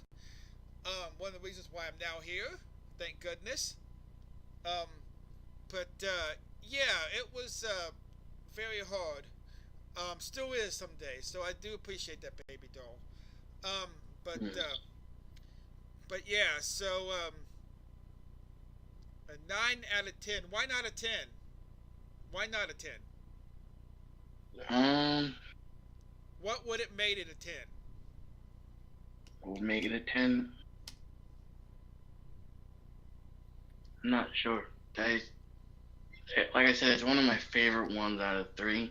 Right. But I guess I'd have to say I didn't like the parts with, like, the ending where the Doc Ock. There was just something about it I didn't like the scene where, like, Spider-Man was pulling those huge plugs out of that. Right. Yeah, and they were like stuff that happened during the scene. There's different parts of it kind of bothered me, but overall, like I said, it's my favorite one. Right. I gotcha. That's awesome. That's awesome. So, yeah, like I said, I'd probably give it about an 8 out of 10, only because, like I mentioned earlier, there's too many people that found out that he was Spider-Man. And, I don't know. It's just, the whole thing with the internal webs. I mean, I wish they were web shooters. I mean, Definitely. and I can say that about all 3 of the Spider-Man movies, but, Baby Doll agrees with you. Of course you're going to agree with your baby doll. Of course you're going to. I mean, why wouldn't you? Why wouldn't you? But, yeah, I mean, that's the only reason why why web shooters, though? Because they bring so much, I mean, because it shows his intelligence, really. In my fact, it shows how much Peter Parker is Spider-Man, because he created them. It's something that he creates. That's why I like stuff that when Spider-Man has gadgets and whatnot. I mean, nowadays he has help from Tony Stark, but I mean, in those days and whatnot, but let's see, what was that? She goes, LOL, no, it's because it's true. He knows I disagree with him at times, LOL. Oh, that's funny. Yes, exactly what Chris said in the chat. The web shooters expresses his high level of intelligence. And, I mean, and the fact that, it's, you know, they can go, I mean, they kind of did this, like I said, in the second movie, where if they stopped working, but they came back. I mean, Spider-Man, when he has the web shooters, he has to change your mount and whatnot. It's like, oh man, I'm out of web shooters or whatever. I mean, I love that aspect. It's never made sense how they could fit that much web in those web shooters, in those tiny shooters. Explain that. How did they fit all that web in the tiny little shooters? But see, that's the thing, though. I mean, there were times, like in the comics, that he ran out of the web shooters while he was fighting. I mean, there could have been more, but he couldn't fit them all. I mean, that was the cool part about it, though. He had to find another way to defeat the villains at times in the comics, because he ran out of webs. Right. So again, he had to use his brain. I mean, that's so it's. That was one thing I really liked about it, that it would run out, so it added like a vulnerability to him. Exactly. Like, if you're like, I have problems with superheroes that are too immortal or too invulnerable or whatever. Like Superman.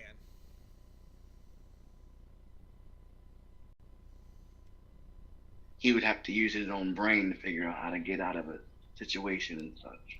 Right. I agree. I mean, I am a huge Superman fan. Don't get me wrong, but you know, but because that's the first superhero that I remember reading was Superman. So, you know, then it was Spider-Man, and then some of the other ones, you know. But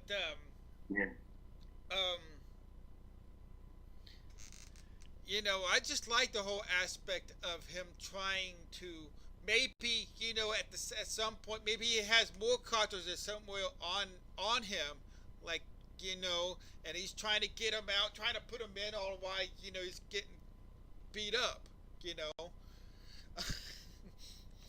You know, I think that I find that kind of funny, to be honest with you, and it's kind of like puts a smile on my face. I don't know why. Right. You know, like, hurry up, get it on, get him in, you know.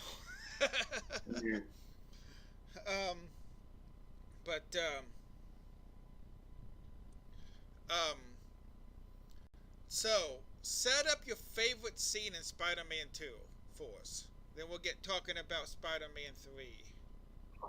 Alright.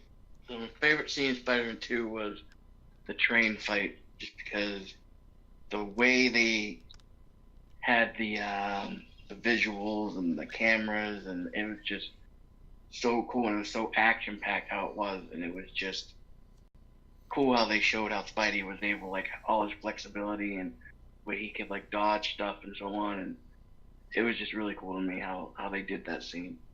Right. Exactly. All right, so let's watch Chris's favorite scene from Spider-Man 2.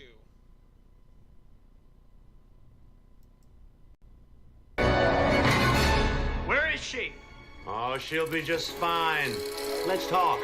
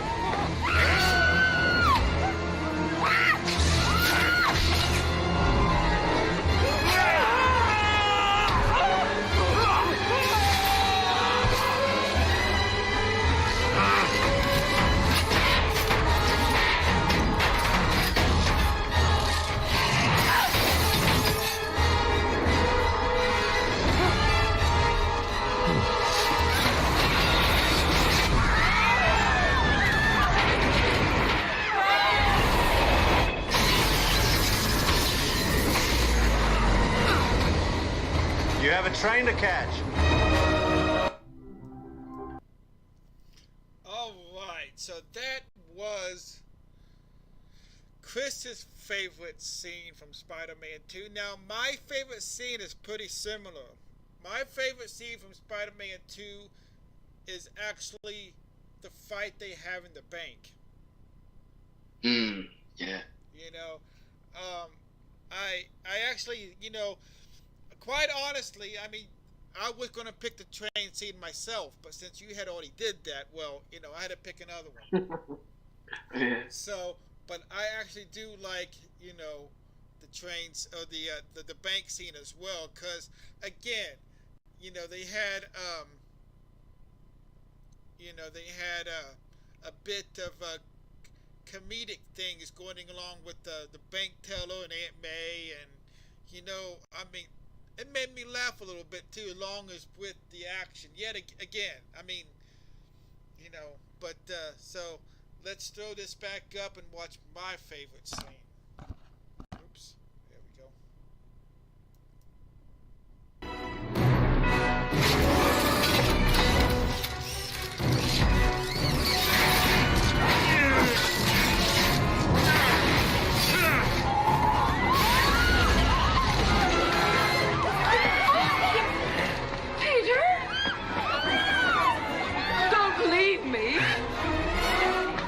Oh, that boy of yours is a real hero. Hold it! Put your arms up! All of them!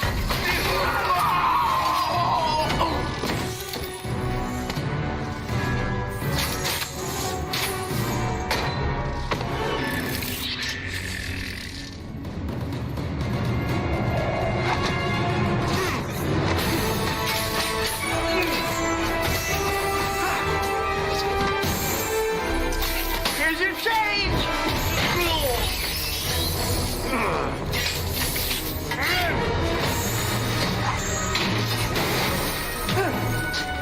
Oh no! Come on!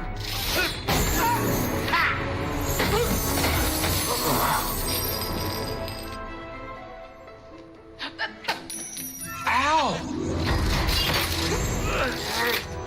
You're getting on my nerves. I have a knack for that. Not anymore.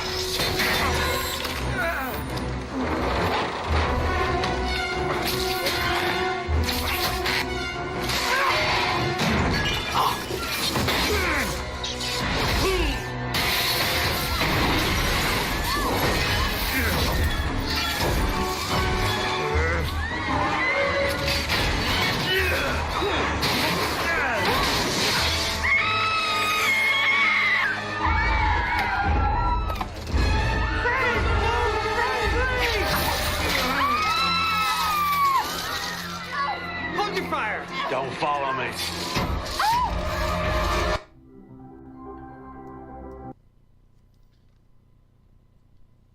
And the cool thing is that kind of led into Chris's scene, I believe, didn't it, Chris? Yeah, I believe so, yeah. So because in Chris's scene, he said something like, "Where is she?" You know. Yep. So I mean, we kind of picked. I mean, we should have showed this the other way around, I guess. But you know, oh well. Nobody's perfect. But yeah, I mean, like I said, you gave it a 9 out of 10. I'd probably give it about an 8 out of 10 because, like I said, of the things that I mentioned earlier. I mean, the whole too many people finding out he's Spider-Man, and you know the whole. I have to do this with every one of the Spider-Mans because I mean, it's in every one of the Spider-Mans is the internal webbing. I mean, you know, Yeah. I'm more of the fan of the web shooters, but you know, Right.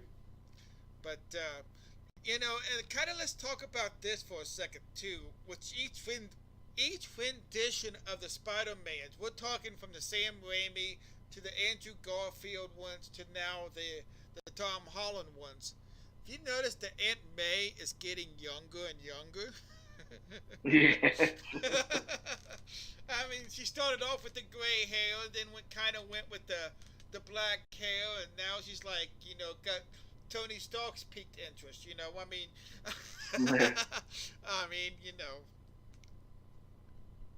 Deadpool. What about Deadpool? What about Deadpool, Twizzy Little?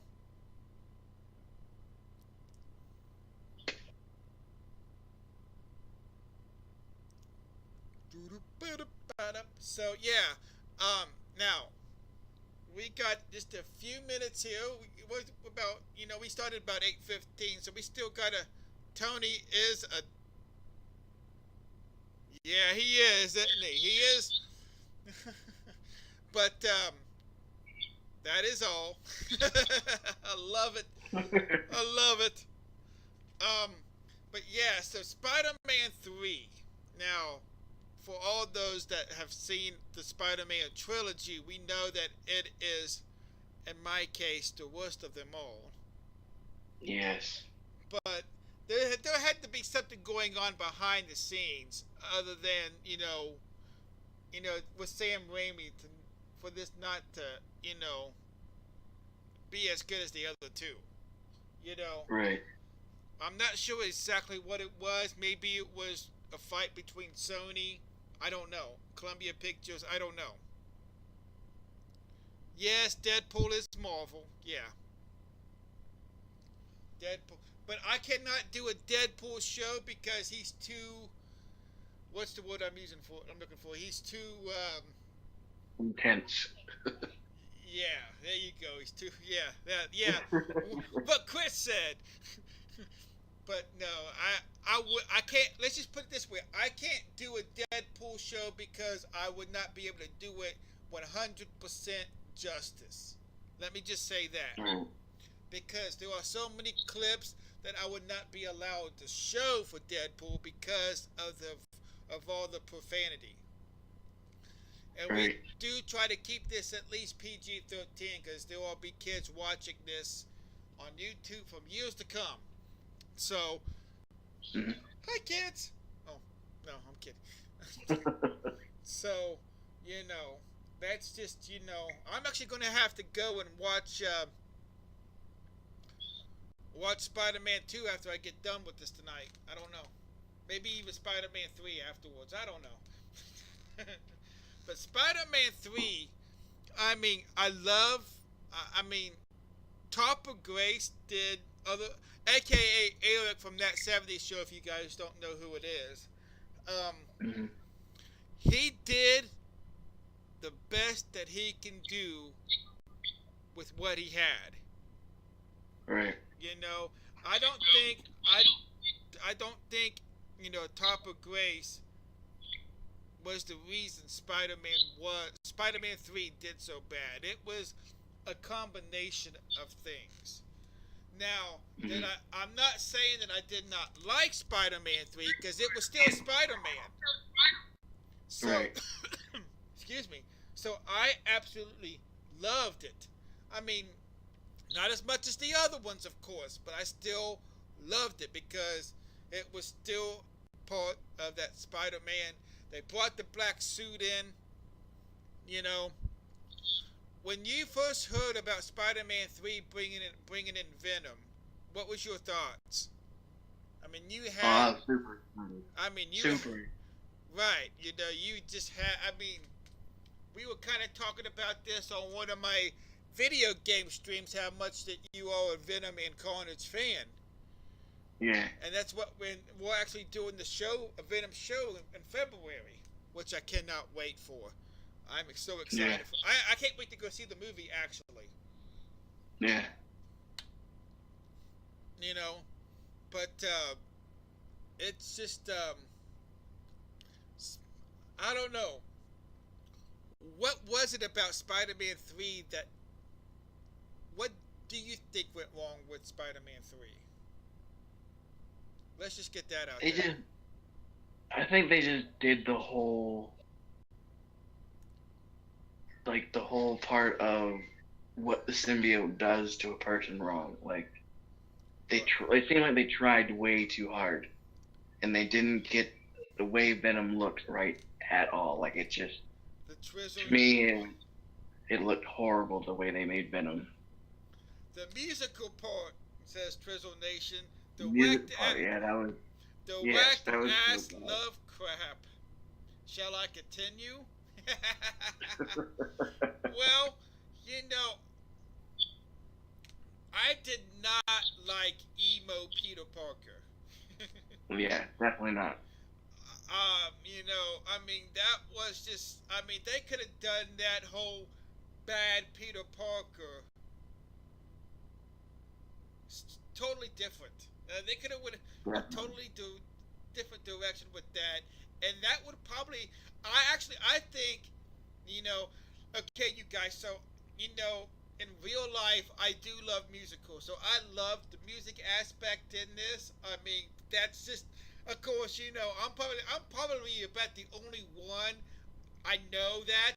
All right, I'm just throwing that out there. For me, it was the emo Peter Parker. I mean, come on, really?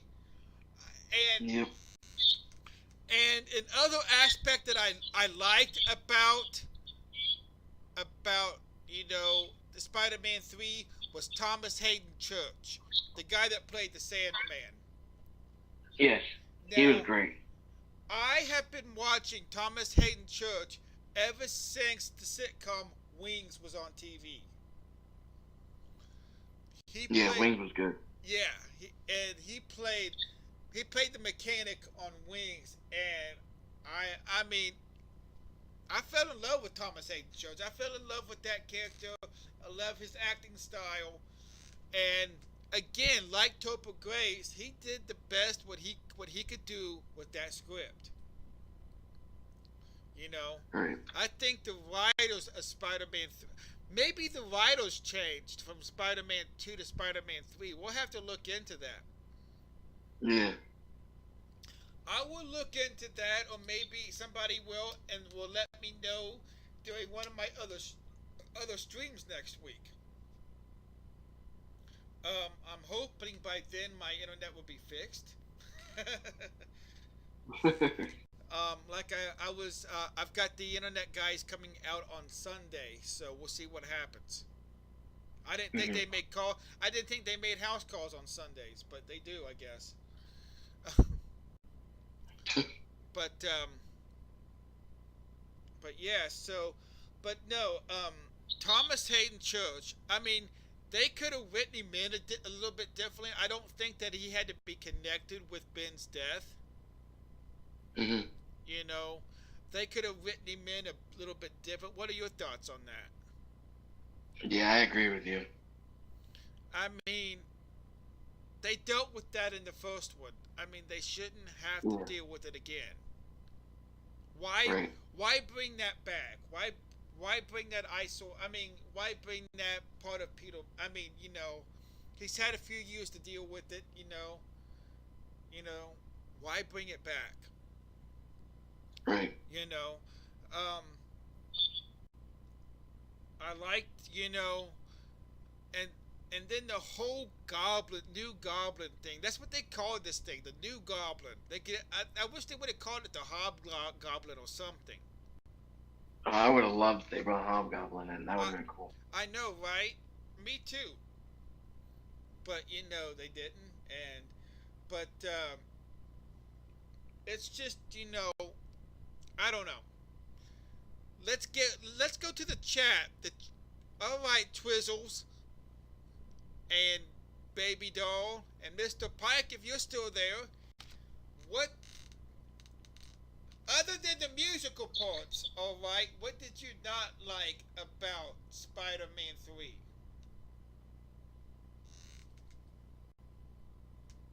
Gobbler. Did I say gobbler? I meant goblin. My bad.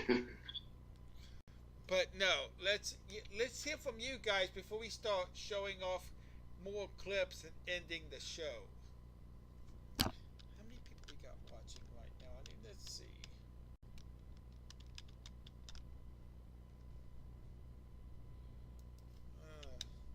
See if it constitutes a raid or not. We got 9 people. Mary Jane wasn't hot.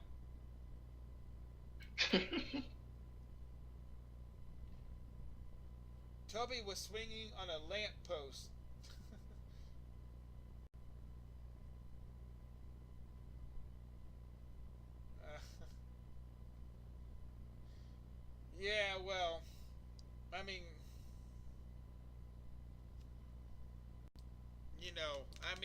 I wish they would have kept Mary Jane redheaded.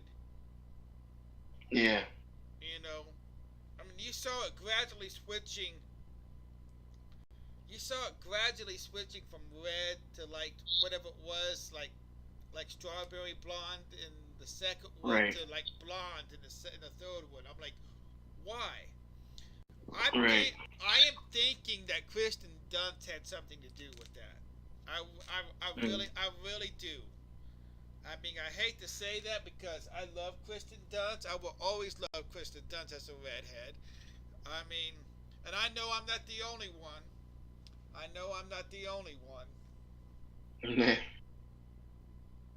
Mary Jane will probably be the most boring girlfriend ever. Not if it was Kristen Dunst. Oh. I'm just saying. Oh. I'm just saying. But yeah,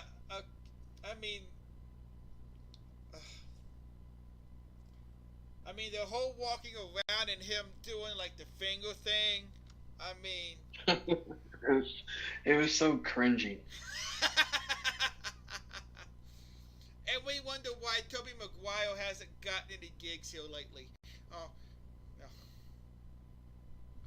I agree. She looked good as a blonde too, but I think she looks better as a redhead, no doubt. Thank you, baby doll.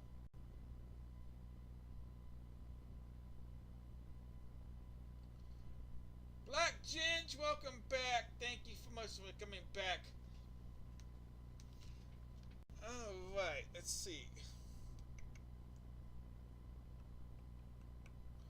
Alright, so.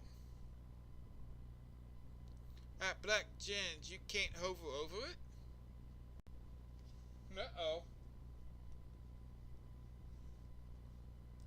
So, you want to set up your favorite clip from Spider-Man 3? Yes. It was the subway fight between him and the Sandman, and I liked it because it was very, again, like I said with most of them, is the visuals, and I liked how when he put his face against the train, if you watch closely, you can actually see teeth flying out, and it was just so cool how they did that to me. Sandman was the best part of that movie, I thought. Yeah, that's all. Yeah. Awesome. So, Baby Doll says, I'd make a pretty cool, cute redhead too. Uh-oh. Baby Doll going to go redhead for you. Uh-oh. No. Sandman fight was amazing. I watched it on 9-foot projector screen. It was great. Hey, Baby Doll, if you ever go redheaded, you do not. Oh man.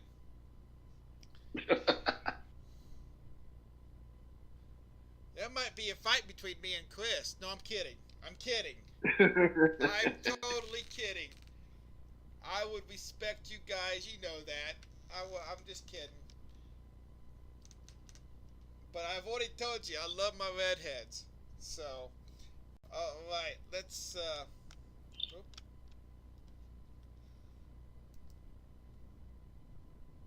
Alright, just getting this set back up. Alright, let's watch Chris's favorite scene from Spider-Man 3.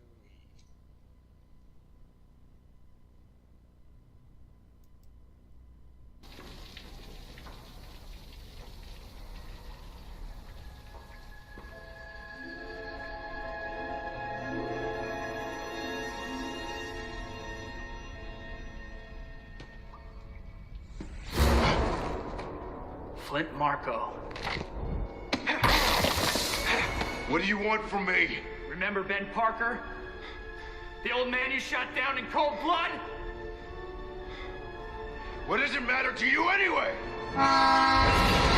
Everything!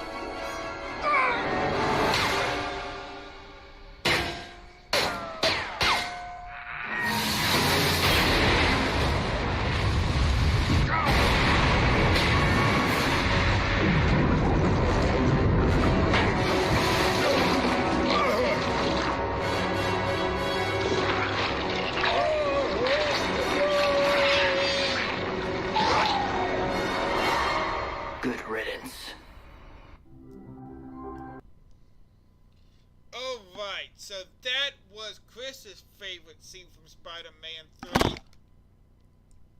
Spider-Man is a bad guy. He is when he's got that suit on. I'm telling you what. Now the only cool thing, one of the cool things I liked about Spider-Man 3 is it actually came out on my birthday. The day of my birthday. Spider-Man has no soul. Oh my gosh. That's funny. He does it when he has the black suit on. No, he doesn't. Not with the symbiote. Nope. But yeah, so yeah, Spider-Man 3 actually came out on my birthday. So I like that for a lot. And I got to go see it in IMAX. Oh, nice. Yeah, so I got to see it. I got to see Spider-Man 3 in IMAX. Heck yes, what a great birthday present. Right, baby doll? And again, to go see the movie on IMAX was absolutely phenomenal. Now get this, I was 30 years old when Spider-Man 3 came out. And my parents, both, for my birthday party that day before the movie, both my parents showed up in Spider-Man shirts. Oh, that's cool. Right? I had a Spider-Man birthday cake. Alright? Nice. So, I mean, we are talking, here I am, 30 years old, and I'm having a Spider-Man birthday party, dudes. I mean, I was so flipping out. And then I get an envelope with a birthday card in it from my aunt and uncle. And yes, the uncle who just called earlier. J-Boss, what's up? How are we doing? But I get an envelope for with the birthday card in it, and inside the birthday card it said the date and the time, or the time that the IMAX show started that night. Nice. Oh my gosh. Oh my. I was so excited. J-Boss, my dude, how are you doing? Thanks for coming in. Now, to set up my favorite clip from Spider-Man 3, it happens to be the church scene where Eddie becomes Venom. Yeah. The reason I like that scene is because, you know, you can see it, you know, right before,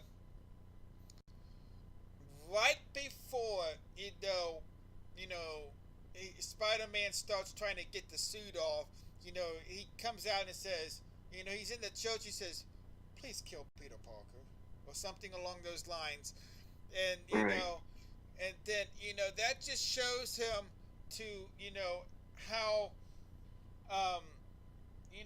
angry he was, and why it's and why, you know, the symbiote made him Venom. You know, he was really angry. Really angry for, you know, and if I remember correctly, Peter Parker got him. Did he get him fired, or was it just that he got, you know, he proved Eddie Brock to be a liar at the Bugle, or something like that. Yeah, it had something to do with him getting fired and getting proved as a liar, because he didn't have the photos that he didn't actually take them, or something like that. Right, it was something like, you know, he was trying to say everybody that Peter's photos were rigged, when it's really his photos that were rigged, or something like that, something along those lines, right? Right. Right. So, let me see something here. Thank you, J-Boss, for the following. I don't know why it didn't come up as in my alerts, but thank you so much for the follow. I really do appreciate it. I'm thinking because of my whole modem problem. Everything must have stopped working. I don't know. But I appreciate the follow, J Boss. It means a lot to me. Thank you so much, man. You rock. So, let's get to this. Scene in the church house, in the church.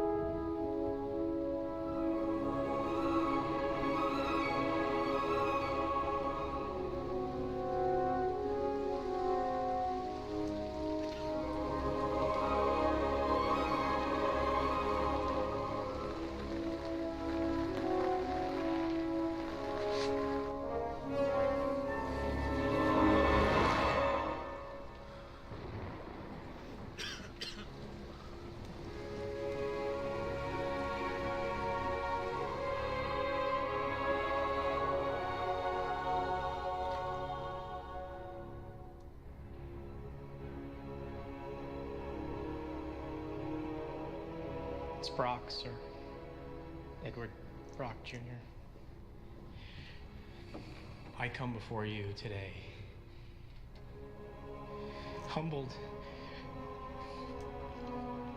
and humiliated, to ask you for one thing.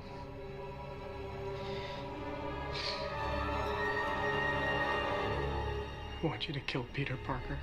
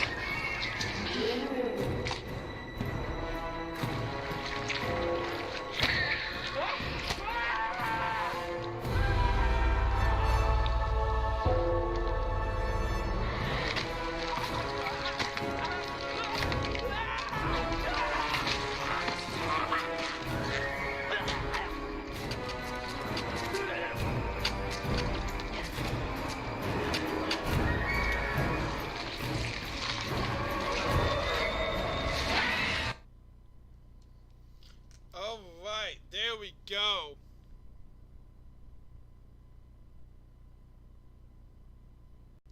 Baby doll, thank you so much. You're gonna watch the Golden Girls. You know, Christmas movies are on the Hallmark Channel if you have the Hallmark Channel.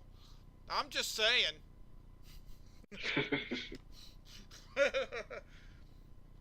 From tonight until January 1st, they're showing Christmas movies almost 24/7. They do a talk show between the hours of 10 a.m. to 2 p.m. and that's the only time they do not show Christmas movies doing now through January 1st. I'm so stoked about that. Heck no, I don't like those movies. I grew up on the Golden Girls. I still love them. Hey, you know what? I grew up on the Golden Girls too. Again, my grandma was a big fan of Golden Girls. My mom's a big fan of Golden Girls, and my aunt was a big fan of Golden Girls, and I love the Golden Girls. But I I got a little place in my heart for sappy love movies, and especially when it comes up, especially when they tie in Christmas, because Christmas is my favorite holiday. So, smart ladies, I know. I like my Golden Girls too. There are times I sit there and watch 6, 7 episodes at a time of Golden Girls. I'm not gonna lie, but I gotta go with Christmas movies better. Sorry, she's gonna she now is gonna unfollow me. I'm just kidding. I'm just kidding. So, me too, but not in October. Yeah, Christmas and Valentine's Days are my favorite holidays too. Uh-oh. Reaper CT likes Golden Girls too. Uh-oh, Chris. Yeah, you better do something special for baby doll on Valentine's Day now. Yeah, I'll try to. No, I won't. You're cool to watch. Well, I appreciate that, and I hope you come back. I hope you come back before February and watch some more. I do apologize again for guys for all of the the modem issue, I guess I should say. I really do apologize for that. I'm gonna be right back. I'm gonna throw up the ending credits, and then we're gonna come back and we are going to go host somebody, give somebody a raid. Yeah, Reaper CT, hit baby, hit. Yeah. I hope everybody has an awesome night. I hope you have an awesome night too. Here is the credits for DC Film Talk.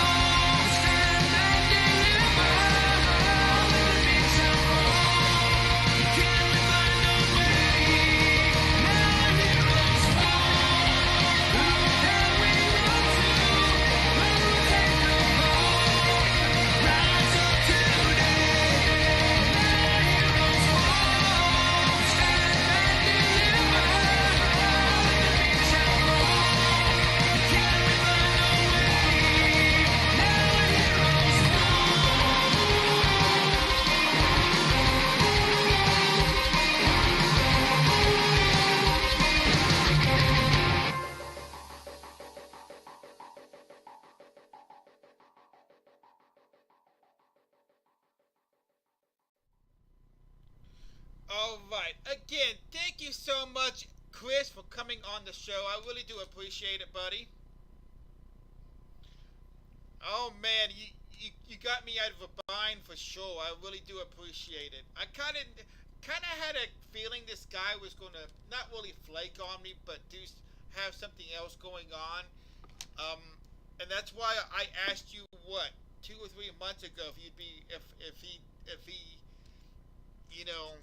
if something came up, if you'd be willing to do this show for me tonight. Now, Chris is going to be back on the show February 8th. Now, you got to go see Venom before February 8th. Alright.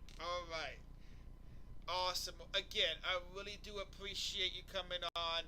And it was, I'm always good for talking Spider-Man. I know you are too.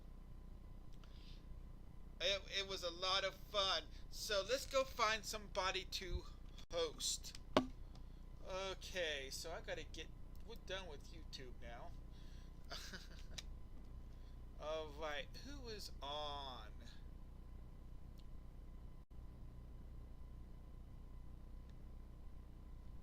Mama Yeti is on. I have never hosted her before. She is one of my followers here. Oops, I guess I better get the right screen up to do the command.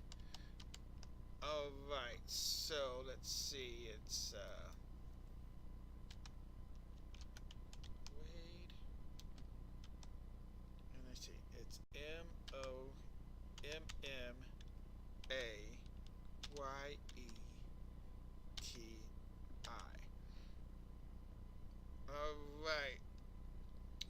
guess before I do that, I better throw up the raid signal so everybody can copy and paste. There it goes. Now we can do the raid thing. Always forget about that. Let's say MOMMAYTYETI. All right. Again, you guys, thank you so much for an awesome show. Again, we'll be streaming. We'll be doing one show next month because of honor of Thanksgiving. We will not be doing a show the second Friday. It's Black Friday. Kevin DC Rapper will be out shopping that day. That's right. You laugh, but it's true. But we are going to be talking Voltron. The Netflix series Voltron. It's going to be a blast. I cannot wait for that. So tune in again November 9th with our first in-studio guest of the season, a good friend of mine named Patrick Poteet. He loves his Voltron just as much as I do, so it's going to be a great show. Chris, again, thank you again for coming on. Real quick before I get off, I want to send some prayers out to Dan Brierly. If you notice in the credits, he is the guy that wrote our theme song. He's not doing so well. He's in the hospital and clinging to life, basically. So if we can send love to him and his family, and prayers that he does recover and has a quick recovery if he does. All right, you guys. This is the DC Rapper signing off. You guys have a great and awesome rest of your night. Thanks for coming, you guys. I appreciate it.